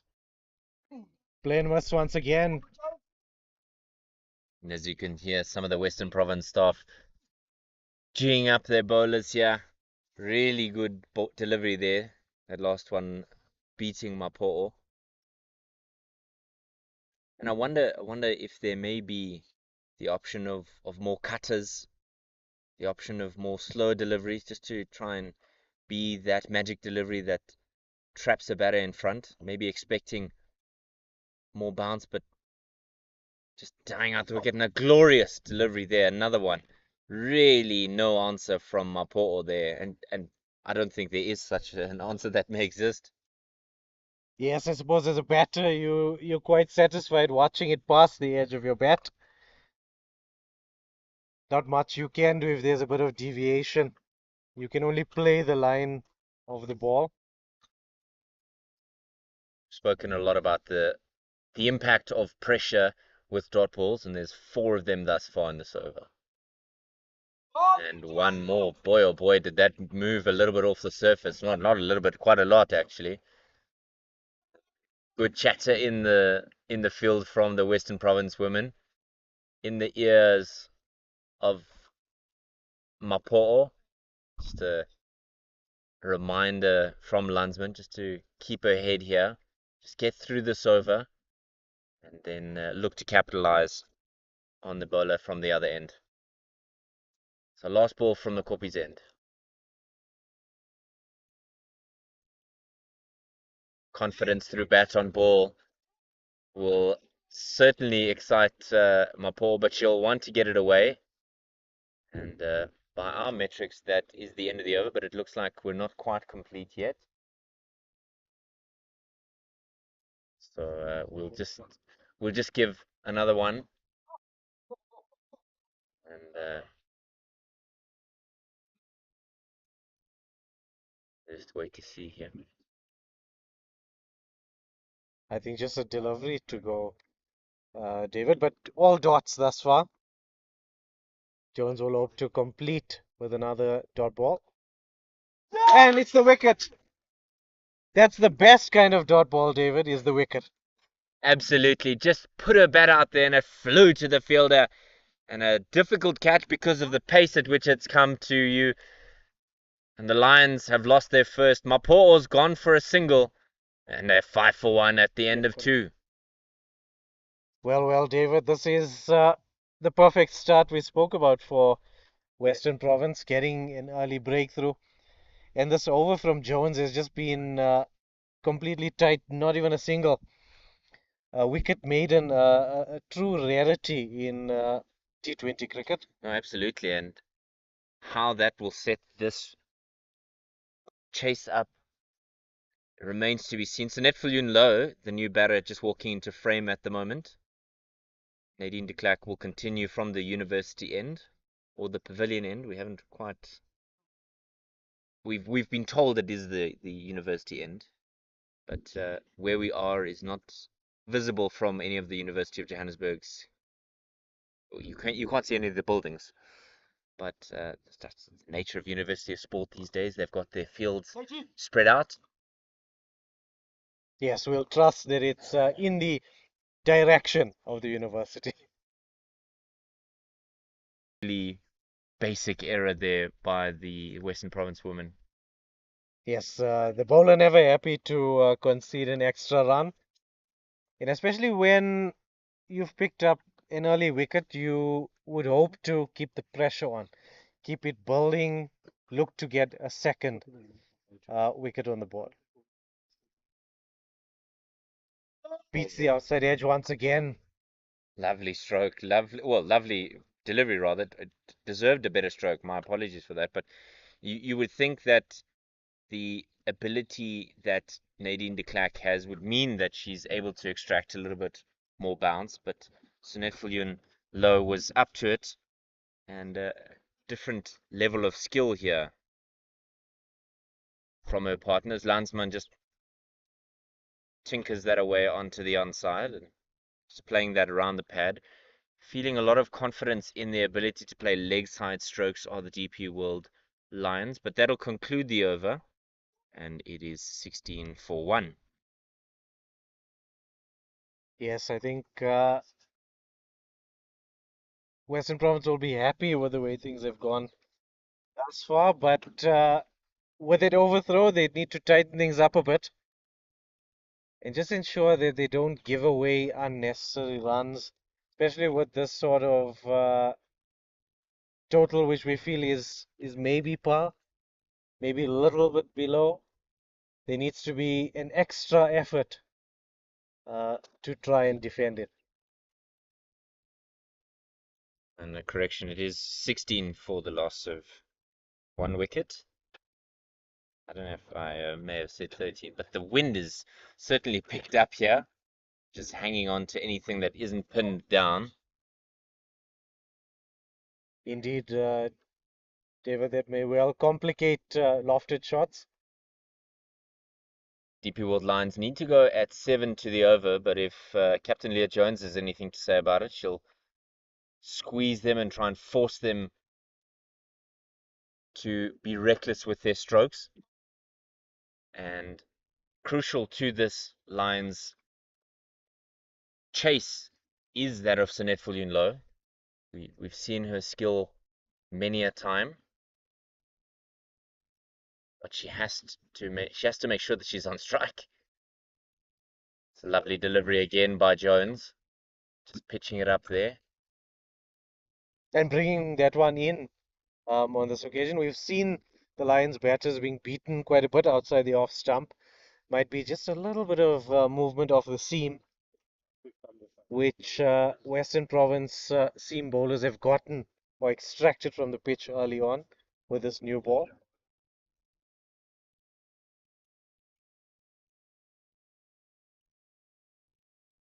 Down the leg side, there's a fielder there, and it'll be stopped well there. It kind of bobbled up off the surface, and she was able to show her goalkeeping skills there and just carried it up into the air and threw it in. Yes, interesting stop, but I suppose as long as it doesn't go to the boundary, you're happy. As long as she's also not parried it over the boundary rope, almost a goalkeeper type stop. But Jones continuing to be economical, but now an opportunity for Sunette Viljoen Low to really throw her hands at something. Tries to find a gap on the onside. Not able to extract anything. Just the energy levels of this Western Province women's side. There's a lot of chat in the field, but you can see there's a slight shift in body language when Viljoen Low is on strike. And they've now brought Fine Leg and third into the ring, and Long on and Cow Corner out on the ring. And we see Andre Stain, just ran across your picture there a second ago, just to take up residency at the mid-wicket region. Jones to continue. It's a full toss and it's pulled away onto the onside. Just works it off the front pad. And a lovely boundary there. Great work to just beat the fielder in the ring there. And yes, David, I think that's the danger of the straight bowling. That straight line is straying a little bit too much onto the pads, and Sunette Low, as we know, will never miss out on a scoring opportunity. Um, Never one to be bogged down. That one gives Jones an opportunity to clear her throat, but umpire Amy Gear not interested. So that is the end of the over, and crucial for this partnership to really build for the Lions.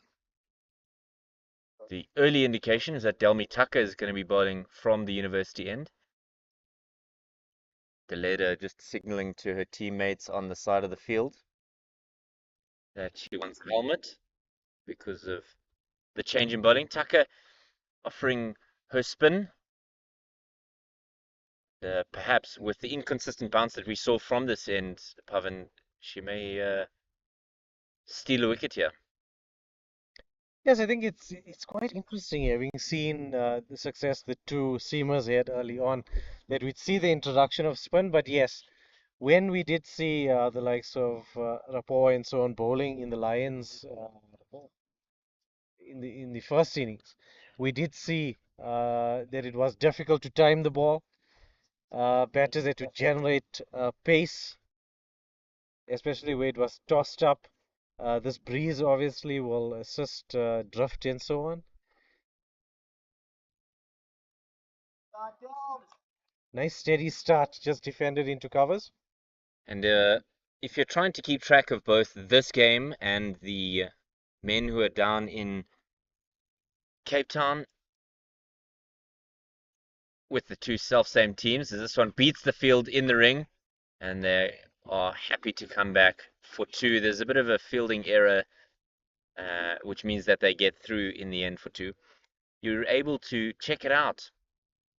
Both games are live streamed to you, but obviously we've got the voices with us here. So put us on the audio and perhaps, excuse me, keep the men on visual. That's a glorious stroke. Up and in the air, over the field, and it's gone all the way. It is a six. Lovely shot. Umpire's just trying to clarify, Kaulani and Tuli, whether that went over. And that it is. So, what a shot. Just using the glorious turn of the ball. And Tunnicliffe down there in the deeps, not able to jump up high enough to prevent the boundary. Off the back foot, just punches this away. Yes, that was a fantastic shot. I suppose with the off spinner bowling, it is going to generally turn into the right-hander. So just helped on its way, maybe a helpful breeze as well carrying it over. She nearly replicated that, but Delmi Tucker can feel aggrieved somewhat as that one looks like it'll race away for byes. Missing everything. Leg byes coming off for the leg of Landman here. Landsman, rather. Yes, batter was really shaping to send that one into orbit, but that ball beating everyone on that occasion. It's that inconsistent bounce once again, just not getting up as much as she'd like. And this common sense prevails as she defends this on the front foot. So the end of 5 overs, it's 37 for one day. Seek another 98 runs for victory. Tucker going from 4 for 14 in that first over. Yes, I suppose that answers our question. The spin not quite as effective as Western Province would have hoped, but in the end, I suppose they were just testing out to see what could be extracted early. But Lions taking full toll on that over with the fielder. Well, they knew exactly what they wanted from that over to put the spin under pressure, bring back your quickies. But whether or not we'll see that persist remains to be seen. There's a change of bowling, and it is the number 11, Tatum LaRue, who is warming up from the Kopi's end. You'll see that she's just bowling to a friend. So Tatum LaRue will come right arm over the wicket to Sinitful low. There are fielders lurking at long on and deep mid wicket, but in the ring at fine leg. Nobody out square on the onside. Oh, that'll be 4 wides. That is frustrating. Wayward bowling, a little bit of an error from the wicketkeeper, and 4 wides are hand in head stuff. Frustrating for the skipper. Yes, most definitely, David, especially with a target like this, every run counts. And, you'd want to make sure that you don't give away those extras. And just seeing that one roll away is a little bit deflating early on. Yeah, much better line length there from Leroux. Good repair job there. I think you and I both know that once Low gets going, she's not going to hold back. Yes, Be very destructive here. we've seen some wonderful innings this season. Obviously at Wanderers, but I'm sure she could replicate the same year. Sensible defensive shot, but Leroux want to be able to build a couple of dots here, be consistent with her line and length, and then put pressure on either batter. Landsman going very quickly at a runner ball, so she'll want to find a way to steal away. Oh, that nearly went onto the stumps, nearly chopped it on onto her stumps. Where do you think that's hit for Low? I think it's quite a heavy sound. I thought it may have hit her in the shoulder or May well have in been the elbow. the elbow or gloves. It seemed to be some sort of padding. Thud, yes, Yeah. yeah.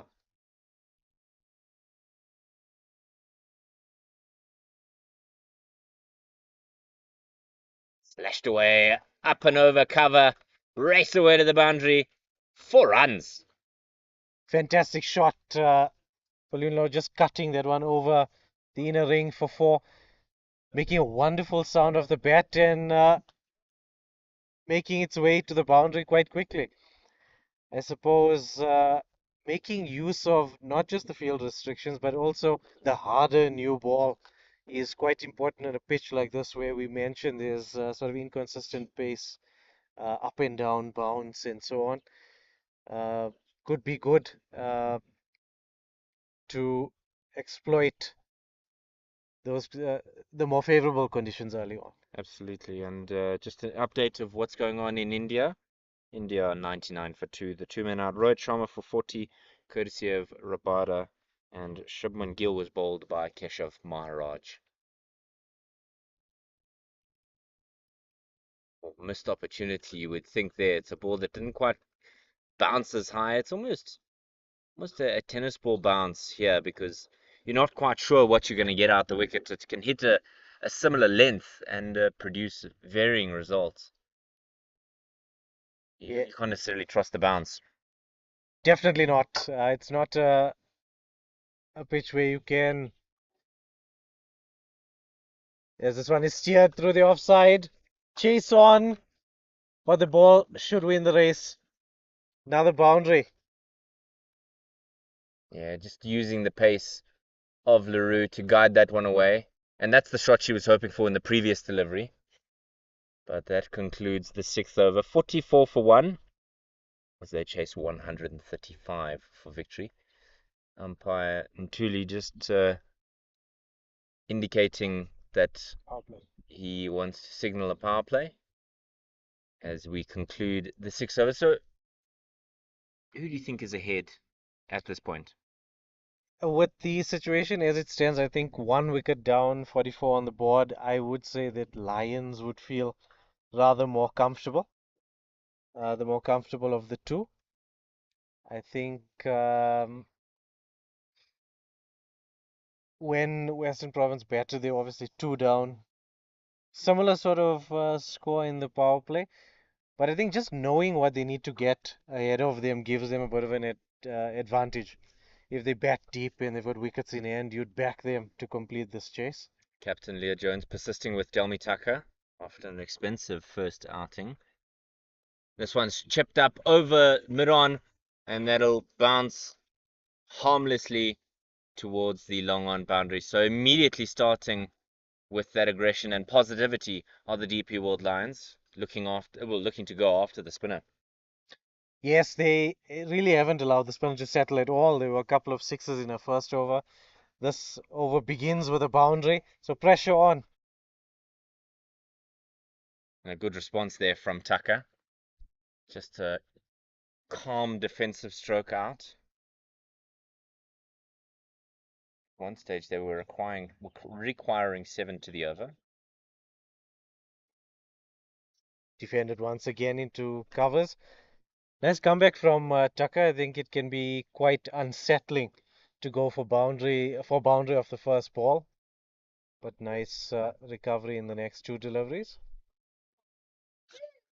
Helped on its way into the onside.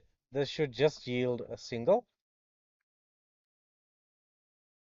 At 49 for one,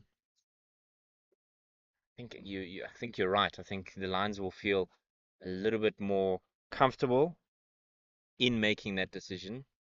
Just 86 now required for victory. Give you the required at the end of the overs. Change of field, long on goes back, long front. Worked away on onside, and they'll comfortably meander through for a single. And that brings up the 50.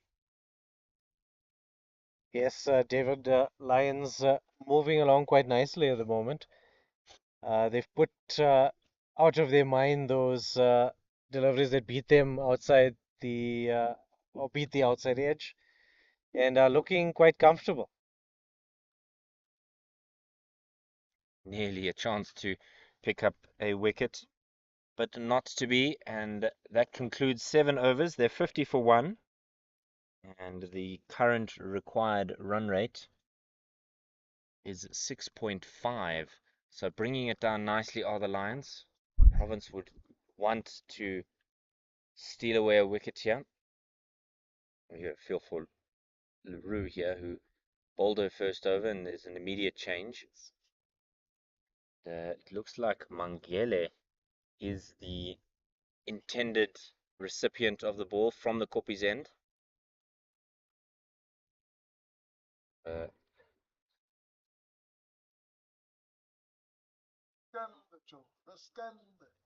it's difficult to see from our distance because her long hair covers her shirt number. But we'll let you know. Shame. LaRue's just come from being right in front of us here at the university end and has run clear the length of the field. Down the wicket comes Fulian Low, just bunts this up the wicket. And it looks like Nosipo Vesi is the bowler. She's got the 25 on her back. So first one is a single. Change in the field, deep square going out. Not all the way, about 3/4.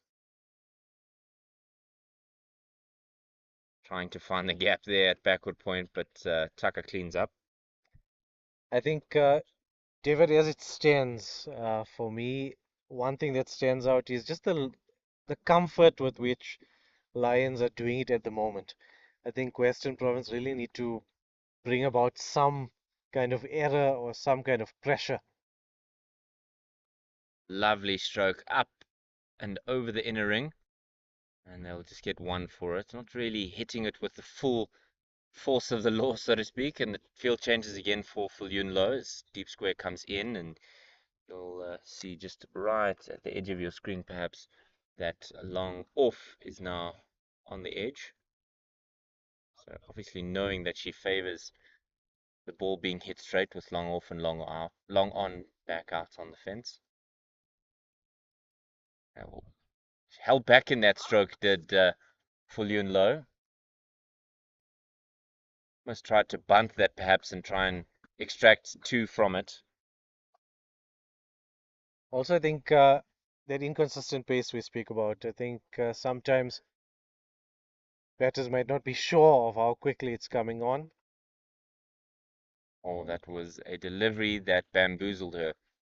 Coming off the wicket, it looked like it may have been going down leg side for just a moment, but I think that wind certainly makes a difference in straightening up in the air.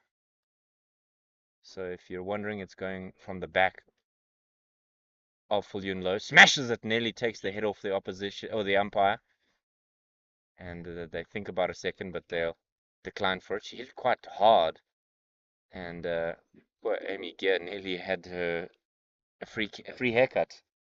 Yes, umpiring can be a perilous job, especially where Batters are hitting quite straight.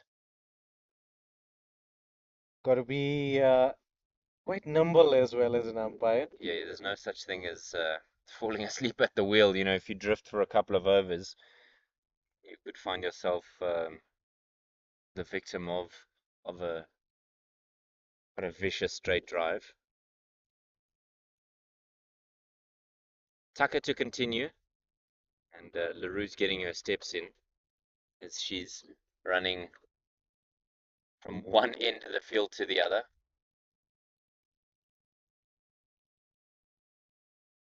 The two fielders out on the leg side square of the wicket. There's that low bounce that we spoke about. And interesting to see captain showing a lot of faith in Tucker, continuing despite the expensive first 2 overs that we saw. I think it's that consistency of line and length from Tucker that gives Captain Leah Jones that confidence to know that she'll execute as needed and will deliver as precisely required. Again, exactly where the captain needs her to bowl, outside off stump, and making the most out of whatever assistance may come on the surface.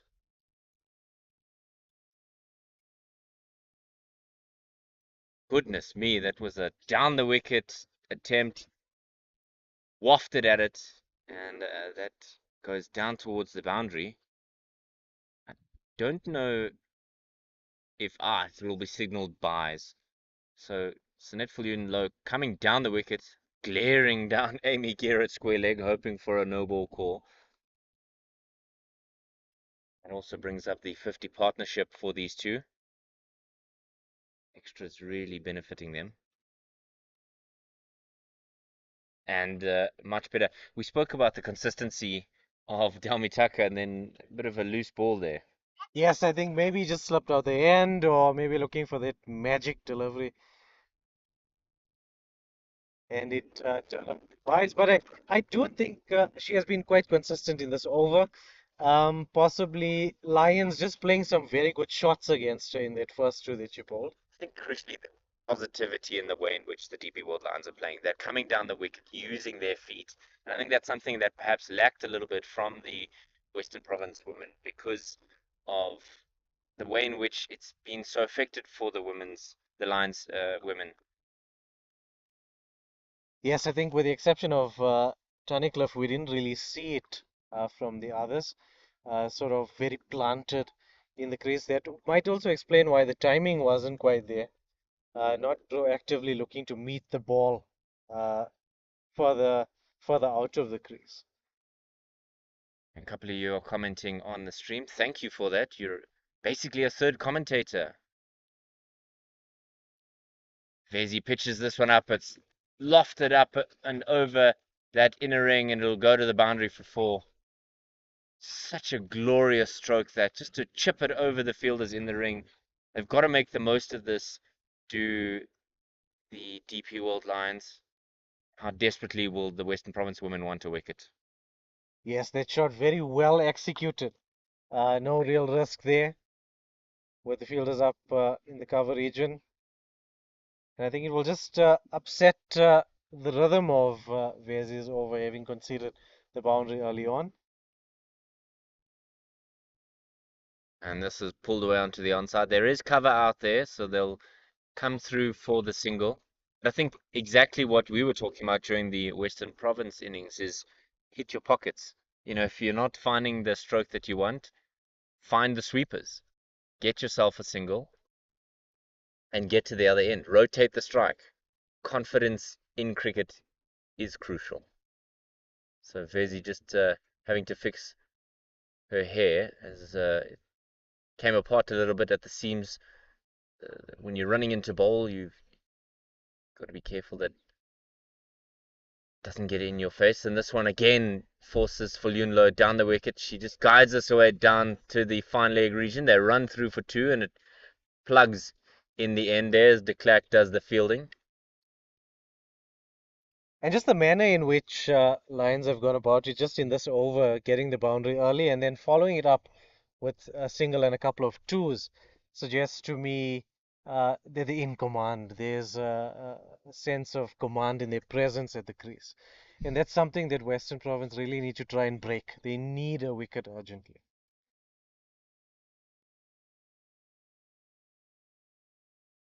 It's good fielding. It's good fielding. Straight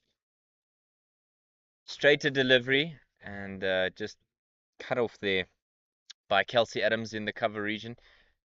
And I'd like to get your thoughts. I'll get you thinking in the meantime. If you were Captain Leah Jones, where are you going to find a wicket?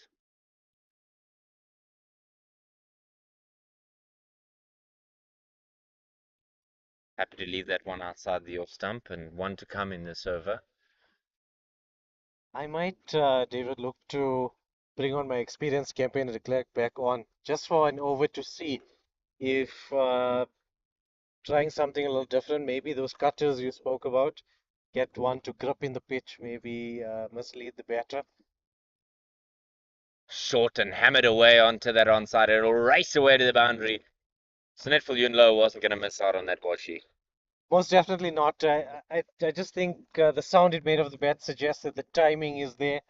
And that's the contrast between these two innings. You've got two batters complementing each other. Both are moving the scoreboard along. Unfortunately for Western Province, around the same period, we didn't see that. We saw that only from one batter. Then we saw a lot of labored consumption of deliveries at the other end. So I think that we're seeing is quite a difference between these two sides. Tucker continuing from the university end. There's three fielders out on the leg side, long on, deep square, and deep mid wicket. And everybody's in the ring on the offside. Short and pulled away, but there's cover out there, as I said, on that deep square leg boundary. Now with Fulyun Low coming back onto strike, there's the change in field as Tatum Leroux comes to hang out with us at long off. Lucky number 11.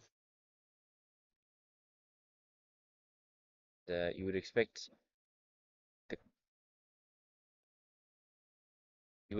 the, Delmi Tucker to really think about bowling perhaps flatter and darting it in, forcing Fulyunlo to play straight because of the cover that she has. I think if you try and toss it up, those fielders that on the leg side won't be of use, and this one's just hit back down the ground, and that's exactly what you want.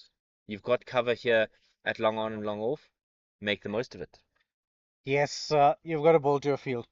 You've got to use those fielders as assets for you as the bowler. And like you mentioned, straighter line might just be what's required, and flatter, not allowing them to go over the top. Oh, nearly a one-hand run bounce at the mid-wicket region was number 19, Sarah Smith, who prevented that one. There was a shot of catch it from behind the stumps. It's much better there from Tucker. Build the pressure, dot ball after dot ball, consistent with line and length, because the moment you stray, these two are certainly no fools with the bat. High in there, there's a fielder running in there to try and cut it off, but they'll get through in the end for two. I think making most of vacant land. There's so much of it on this glorious outfield. It's in good condition for this time of the year. Yes, I think those chips seem to be very contrived. It's not something that's happening by accident, and it's Mm. just allowing them to rotate the strike. That's as we see that Tucker has completed a spell. It's quite interesting to see a bowler bowl all the overs on the trot. Yeah, particularly since she'd struggled in that first over. Change of bowling now from the Corpies end. Uh, we'll let you know. It looks like the captain is going to bring herself back, and you mentioned bringing in a strike bowler to try and extract something from this pair and perhaps steal a wicket late. Well, it's not late really, but it could be too late because with 11 overs gone and the score 70 for 1, you might think that these two are far too comfortable to be their own undoing, and it's going to take a bit of magic to perhaps extract a wicket. And Captain Leah Jones feeling like she's going to be the one to do that. It's a glorious delivery there. Unlucky that it's going to go away for runs because she's bowled it right there in the block hole. Yes, fantastic. Nice full delivery on the stumps. Great to test the batter there. If you must, I hate that sort of mindset. But again, Lions converting it into a single and striking fielder goes out into the leg side and another fielder comes in into the cover region. Knowing where the strengths of Landsman is going to be crucial here. Would there be a short ball on offer here? Would you imagine with deep square out on the boundary as the fine leg that was in the ring now goes to a mid wicket region? Could possibly test Landsman with the short ball. But as we saw earlier on, those short balls weren't quite getting up as Mm. high as the bowlers would have hoped. They're not quite coming on as quickly as they would have liked. But again, that might tempt the batter to play an attacking shot To to that take sort on the to the take. bowling, yeah. How was that, umpire? Given the breakthrough, the much needed breakthrough, comes for the Western Province women. And it was a long time that umpire Amy here thought about it, eventually raising aloft the finger. So that's the end of Landsman. She's gone out LBW, and that's the second one for the Lions, falling 71 for 2. Yes, fantastic delivery there. Very full, very straight, nice and quick, and beating beating Landsman to bring on that much needed breakthrough. And that's why we call it a strike bowler because the skipper brought herself back on and does the work, leading from the front. Absolutely job done, and I think I've made recompense with the Western Province ladies by giving them a wicket. You compliment the batting, and then suddenly the wicket is forthcoming. Sarah Barber coming to the wicket now. She replaces Landsman. Immediately asks for leg stump guard. Traditionally, leg stump is a guard you would take if you prefer to play on the offside. But with the skill of cricketers these days, and also the brilliance of the quality of bats these days, you could take a guard that is unconventional for your type of stroke play and still be effective. But we'll try and give you an indication of the field. Deep mid wicket is out, and it looks like fine leg is out, and the third man is out. Everybody else up in the 30-yard circle. There's no direct indication of where the circle may be, so it's kind of as I need to. This one's pulled away onto the onside, and they think about a second, but the sensibility of Barber is that she declines it, and it's halfway through the over. Yes, Jones has got wonderful figures actually. Now with that second wicket, 2 for 6, 2 for 7 around there. This is exactly what they required, but they'll need a couple more to really, I think, put Lions women under pressure. I think crucially it has to be Sinet Fillion low is the wicket that they will be aiming for. Tucked away onto the onside, they'll canter through for a single. And if you're in the head of the Lions captain, Khomotso Rapo, you'd be saying to these two, if there was a drinks that were to come out, or perhaps a spare pair of gloves, that just keep going. You're doing well at the moment. You're 73 for 2 in the 12th over. You've got time, and you've got wickets in hand. So if you need to accelerate, the option is there. She absolutely hammered that one back into the surface, and Jones not going to dodge that bullet. Definitely not. Bowlers do put their bodies on the line to save runs. And what I think has just been so impressive about Jones has been it's a hot day. The sun is really beating down, and she's been running in with pace in the second spell. And as you mentioned with Lions women, I just think taking a chase deep is so important. All the way onto the onside for just that single. They think about a second and no, just a half moment of thought. Just to give you an idea of what the conditions are like, if you're watching us from the mother city, hello, greetings to you, very good morning to you, nearly at the midday sun. It is currently 26 degrees, and there's possibility of rain tomorrow, but nothing today. It's a max of 27 degrees, and the wind is 21 kilometers an hour. So the ladies from the Western Cape brought the wind with them. Blustery day here, and probably you'd say a couple of months late with the August winds that are most prevalent in Johannesburg at that time of year. So November winds, to be confused with the Guns N' Roses song November Rain. That's a separate one.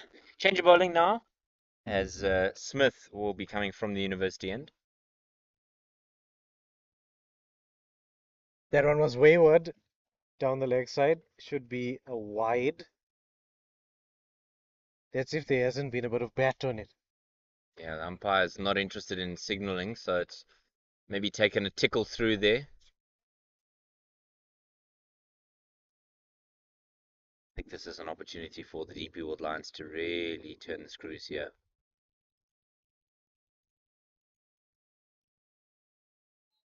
New bowler, you're feeling confident. The moment that Barber's come to the wicket, she really hasn't looked like she was missing a beat with the fall of the wicket. This one is helped on its way into the onside. And just a single on that occasion. Yes, Smith really does look to be taking the pace off the ball. It's taking quite a bit of time to reach the batter, but not a bad thing on this surface, as we saw in the first innings. Makes it difficult to score. Another wayward delivery here from the number 19 on her back, Smith. Got to look to fix that. Not quite as consistent as Tucker, this one we saw earlier. Well, there's the consistency that you were asking for, as they'll get through for just a single. Thought about a second. Did Sunette Fullion low? One thing that Western Province will be happy about is that the couple of wayward deliveries haven't cost much. So it's gone by quite quietly. So it is helped on its way into the onside once again for single. The game has sort of come along into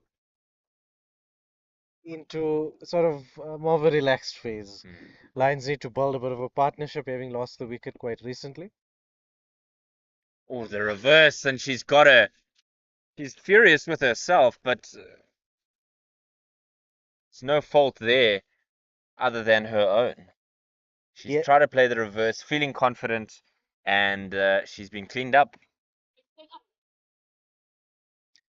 yes, David, not much needed. And just as we spoke about the game going into sort of a comfortable sort of pattern, the reverse sweep comes out and the stumps are disturbed. You've got to ask the question, why? You were confident there, you were set, you knew better at the week, there was no need for massive acceleration, and that'll be the end of Barber. The skipper coming to the wicket, Khumutso Rapo'o. It's important for her to just partner with Sunette Fullion here. Yes, David, I think creative shots when they don't come off tend to draw a few stares. Criticism and ire. Yeah, Most definitely, and particularly context. I think Lions have been sailing along quite nicely up until this point. Not necessarily required. They weren't pressed for runs, and also not pressed to try anything too out of the ordinary. Nothing too lavish. absolutely. And an opportunity here for Captain Leah Jones to really put the screws on the lines. They need to go at about 8 to the over. And so crucially for Western Province here is to pick up a wicket, and how they would love to get Khumuto Rapo'o or Sunitful. I suppose either way, you'd love a wicket. Long on and long off back. Hammers this away onto the onside. They need a boundary, and it'll race away to that square leg region, and it'll go for four. So 4 runs from the first ball of the over. Yes, this is truly a crucial over from Jones, bowling herself out into a fourth over. And it's been fantastic captaincy. I feel this is a very aggressive and positive move to try and get another wicket. Jones finishing a fourth over, but Sunetful-in-law will be very happy to have started early on with a boundary.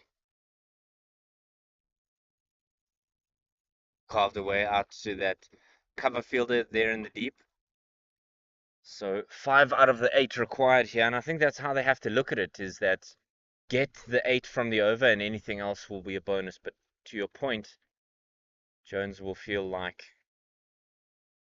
the responsibility lies almost solely with her to try and extract another wicket from this surface, and perhaps with the inconsistent bounce she might yet find the opportunity for it.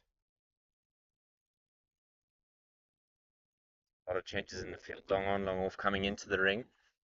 And third man and fine leg making their way out. Wobbled by Leo Jones. I wanted to ask the question of you, and perhaps you can maybe unpack the thinking. Sarah Barber's presumably noted the inconsistent bounce that we've seen at the surface, and I think perhaps I wonder why the reverse sweep comes out when it's such a risky shot on a surface like this, where the bounce has been up and down as she beats the bat. There does Jones. Only Yes, yes, David. I think sometimes maybe just a lapse in concentration. Maybe in that split second, the batter just picking the wrong option.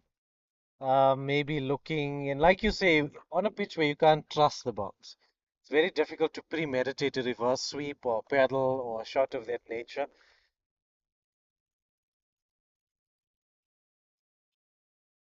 up As we and see that one being struck over the top, fielder giving chase, but it will reach the boundary. As we see that one being lofted over the top, down the ground, I think it feeds into our point. It it is a safer option to go straighter rather than to look to reverse sweep or paddle, especially where there's this inconsistent bounce, and then also the pace has been inconsistent, especially with that bowler. That particular bowler was not giving any pace to work with. yeah, That in order for that shot to work, it would have needed a lot of force or power generated by the batter. to So get something out of it. Yeah, 9 from the over and the last one to come. So nearly could have been a return catch, diving across to try and cut that one off. It'll be a single to finish, and after 14, 89 for 3.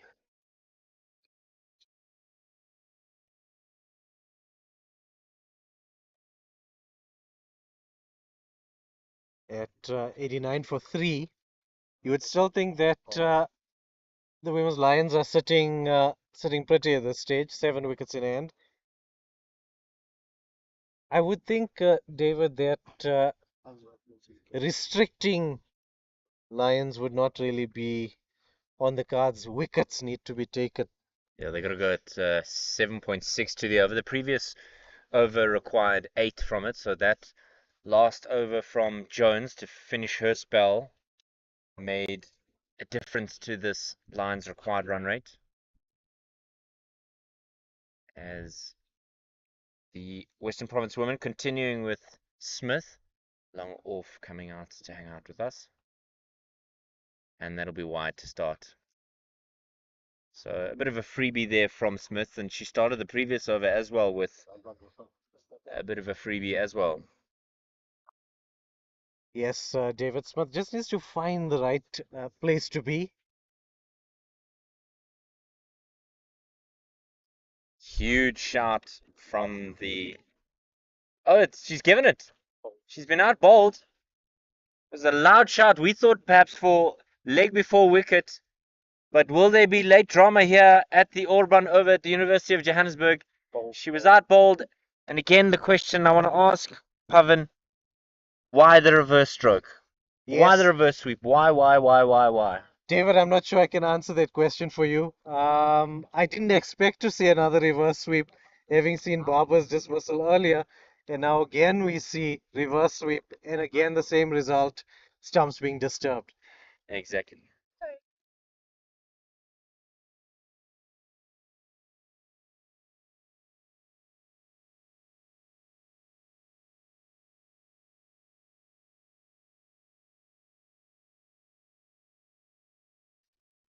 90 for 4, and Nonkululeko Tabete is the new batter at the wicket.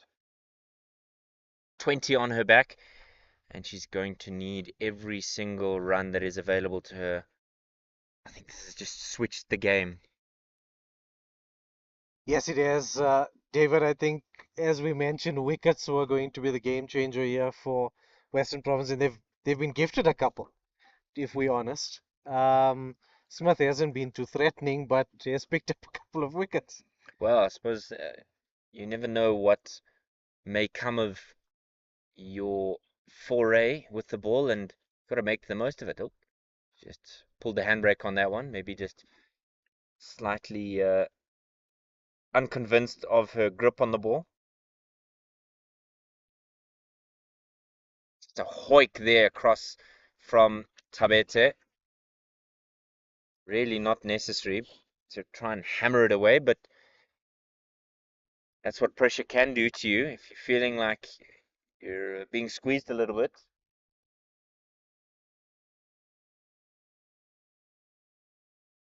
Again, very, very wide, looped up quite high, and the batter is looking to take maximum advantage with running two. So 3 bonus runs there for the DP World Lions, and a hand up for apology from Smith. But you mentioned that she struggled a little bit with the bowling, but her figures are phenomenal at the moment. 2 for 9 in 1.2. But this over starting with Ireland midway through as well.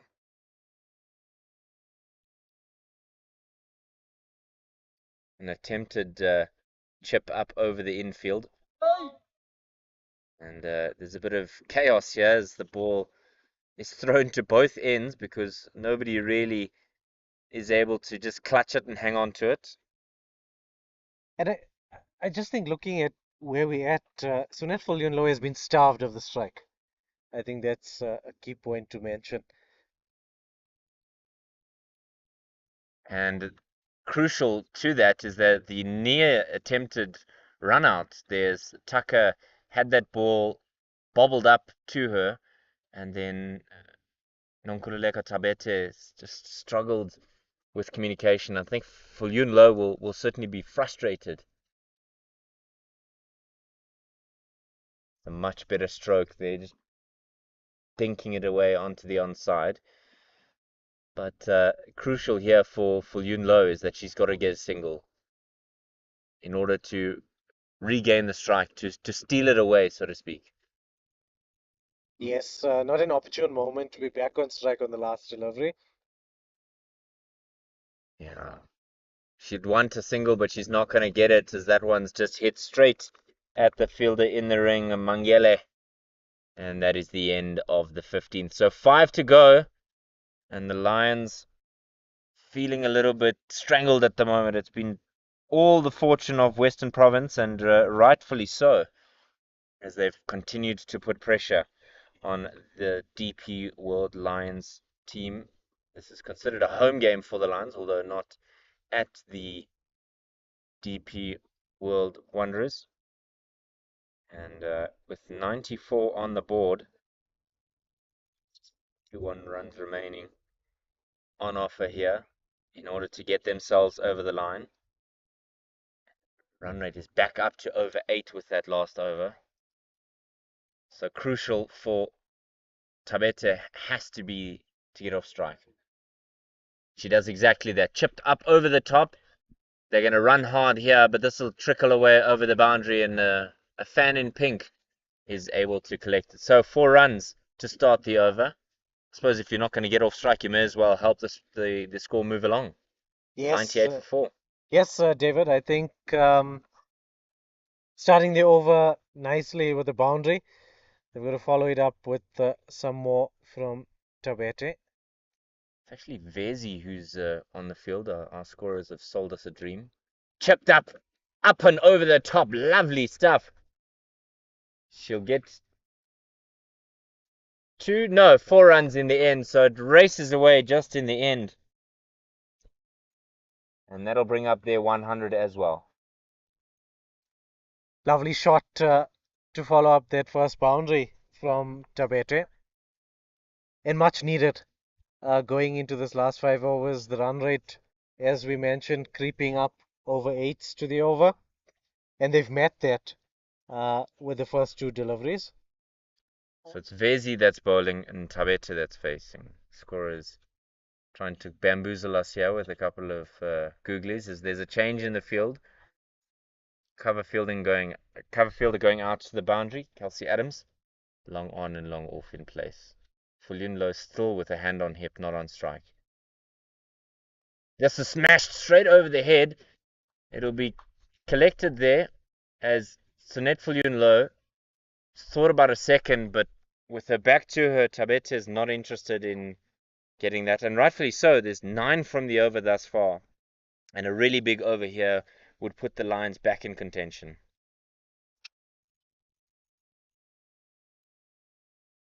That's high in the air. An opportunity for a dismissal. Oh no, and it's fallen. And Fulunlo with a single there, but showing the frustration of not getting time to face. Just a bit of a reckless shot there from Fulunlo. Forced error, you could say. Yes, most definitely. Not feeling ball on the bat. That one Just a is. lofted one once again as this one's driven out into the long off region, and I'll get through for 1. Yes, I think being starved of the strike can do that, and we saw it induce the error. Unfortunately for Western Province, the catch not taken coming over the shoulder might not have been the most straightforward of chances. Down the wicket comes Fulunlo. There's a fielder down there at long on. Takes the catch.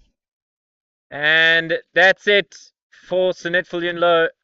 She's not convinced, though, is the DP World Lions player. And the Western Province player right down there in the deep at long on is claiming it. So a crucial wicket for the Western Province women just when the Lions felt like they might have had a hand in returning to the ascendancy in this game. And a wicket right at the end of a very expensive over. 11 from it, but the wicket is a crucial one, and that's the end of Fulunlo, 105 for 5. Yes, David, I think the long on fielder staying down for as long as she did created a bit of doubt as to whether the catch had been taken, but in the end, good catch on the boundary. Sunet Falunlo not quite able to capitalize on that earlier bit of fortune. And I think what it does is I think it creates a bit of pressure on the Lions once again. So yes, there was a nice big over, but they've lost their set better in that process. So a lot of weight now on Tabete's shoulders, but she looked good in that over. Started off quite briskly with 11 of 8, and I think that sort of strike rate is what's required at this stage. So I think the game in a fine balance at this stage.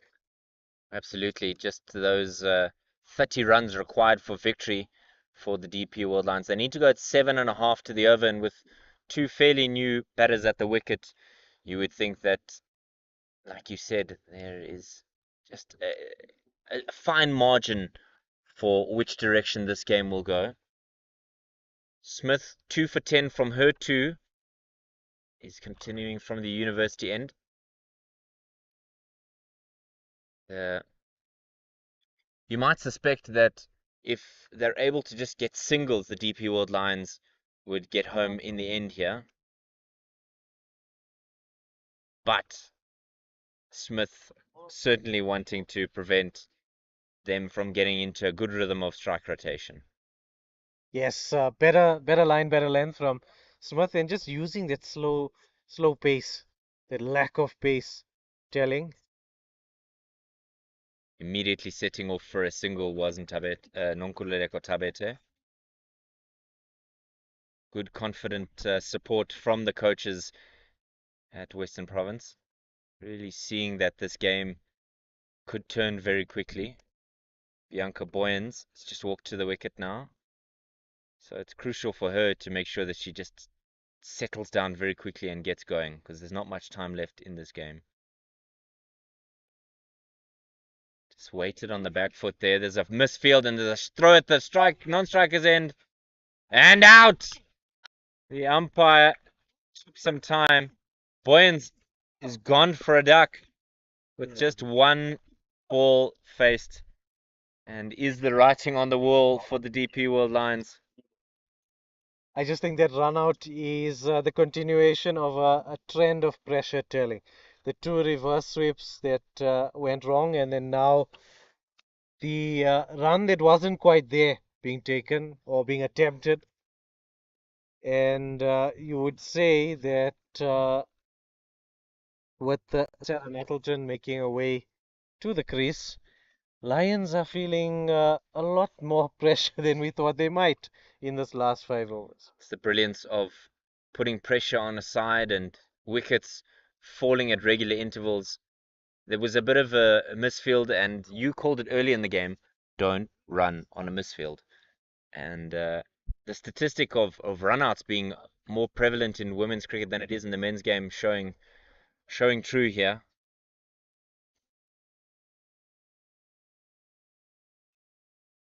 Hammered away onto the onside, but there's just one on offer there. 107 now for six. That target sailing away like a sailboat in the stiff breeze that we have here, just slipping away from the DP World Lines. There has to be somebody who takes control of this chase, but it's all in the hands of Western Province at the moment.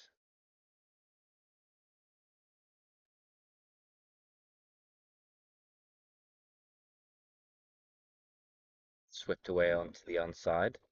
One run. I think where we are at the moment, a lot resting on Tabete with the 13.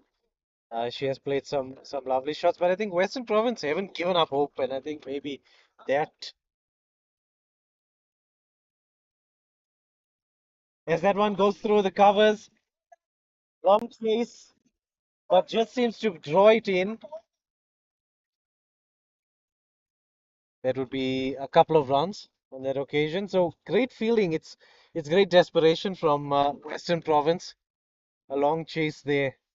The ball is being hauled in at the last moment. It's a crucial message that you've set forth is that Western Province have not given up hope, and neither should they. I mean, this game is by no means buried.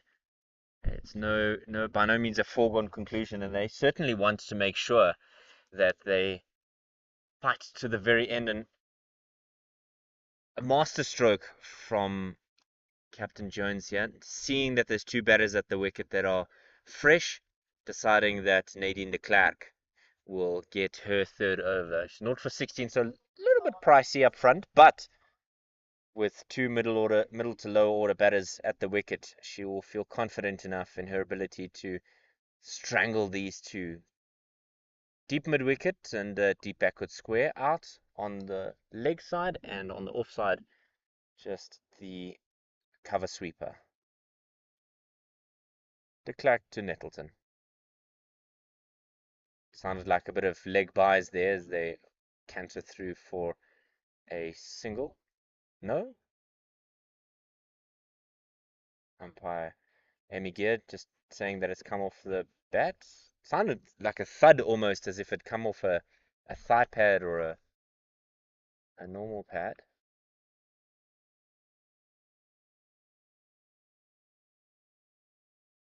Bit of shape away and a waft there from Tabete. So interesting to see that shape so late in the innings, still able to take it away from the batter and beat the edge. To extract something right at the end of a game shows the skill of Nadine de Klerk. It's pulled away onto the onside. There's a chase on here, but there's a fielding error, and that's cost them. That's gone for 4. So Nettleton celebrating there, as you saw on your screen, because that went from being a simple 1 or perhaps 2 into a boundary. And we can just feel the energy here at the University of Johannesburg really picking up here as this game goes down to the wire. Oh my goodness, that's beaten everything and the kitchen sink. Nonkululeko Tabet is upset with herself because she's missed out, but it's a glorious delivery from de Klerk. Superb delivery. I think Tabete might have been in a bit of peril had it been straighter and in line with the stumps.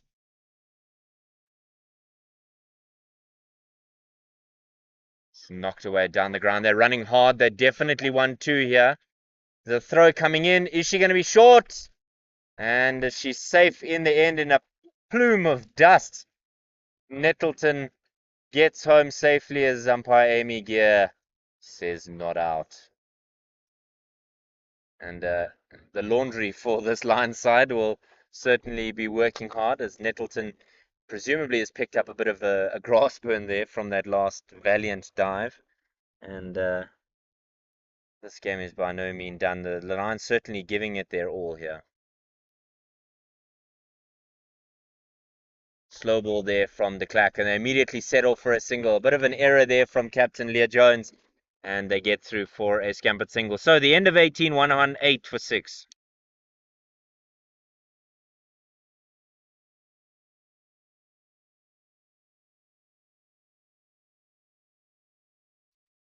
And the physio being summoned on the field. I think Nettleton, perhaps, like I said, getting a bit of a grass burn, feeling the pain of that valiant and desperate dive. Just Yeah, 17 from the last 2 overs required. yes, David, I think there was desperation being shown there. Always great to see. Fight. It's fight is what it is. Not allowing the game to just whittle away from them. Yes, and I think with the game on a knife edge as it is, it's going to be the finest of margins deciding which way this game is going to go. And let's hope that Western Province don't pay for that Musfield, which resulted in a 4. It was quite a, you would say, regulation save on the boundary. In But addition to that, the drop catch as well earlier in this innings. We just off to the left hand side of your screen. Uh, some running repairs on Nettleton with the Lions physio. Perhaps a small drink. It is, as you said, a warm day, and that's I think a misnomer because of the strong breeze that we have blustering across the field. You might pick it up on the audio. We're trying to kind of shield the microphone, but the heat still plays a role because even though it is warm, the breeze certainly can take it out of you. Smith to finish her spell here, 118 for 6, and like I said, 17 from 12. You would hope if you were a Western Province fan that the first 3 balls produce only 1 at the most. For a Lions fan, a boundary is gonna taste sweet. Pulled away onto the onside. There is cover out there. They'll just run through for the single. So 16 from 11 is the equation. I think Smith's confidence has just built as she's gone along. The line and the length a lot better. Bowling to the packed onside field. Hits down the ground. Not perfectly timed as Tucker does the fielding, so one there, 15 from 10. It's the risk that you take, Pavan, with trying to get there comfortably in the end as a batting side that could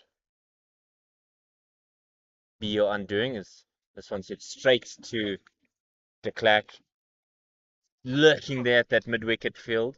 She's actually the only fielder on the onside that's really in the ring. Oh, she's missed it completely. And some steep bounce. We've seen a lot of low deliveries, but that one there, fortunately for Tabete, going over the stumps. Exhale of relief. Smith two to come. Just throws the bat at that, and they'll get one for it. So 3 runs from this over, and one ball remaining. There's 14 from 7. You would think that 10 would be a nice number to chase for the final over of this game. It would require a boundary to finish up. That's That's a little too wide. Uh, no ball off the pitch. No ball off the pitch. So the next one's a free hit. A bit of a freebie here. And we said it was wide, but it was very wide.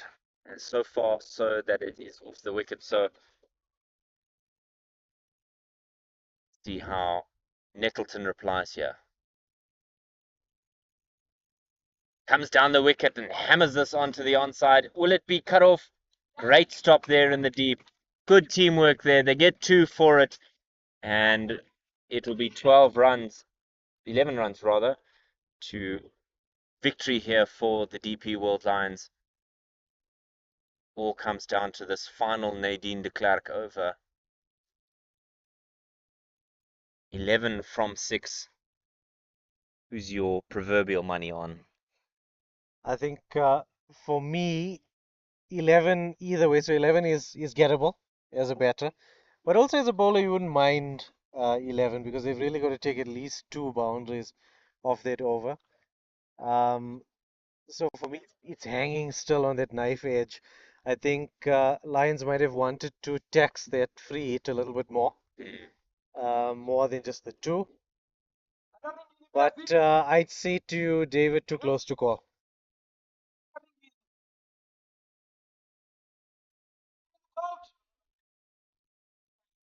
The experienced declared to deliver in this last over. Immediately they set off. You know they're going to look for 2. This one's tucked away behind square. And there's a miscommunication with the fielders. They're going to run 3 here, will the Lions. And communication is vital. They're blaming each other. And you would think that it was the incumbent Adams that should have taken control and said mine. Well, that collision gave us memories of the Rugby World Cup when we saw it. Unfortunately, communication is key, as you mentioned, and no communication there, so costing an extra run.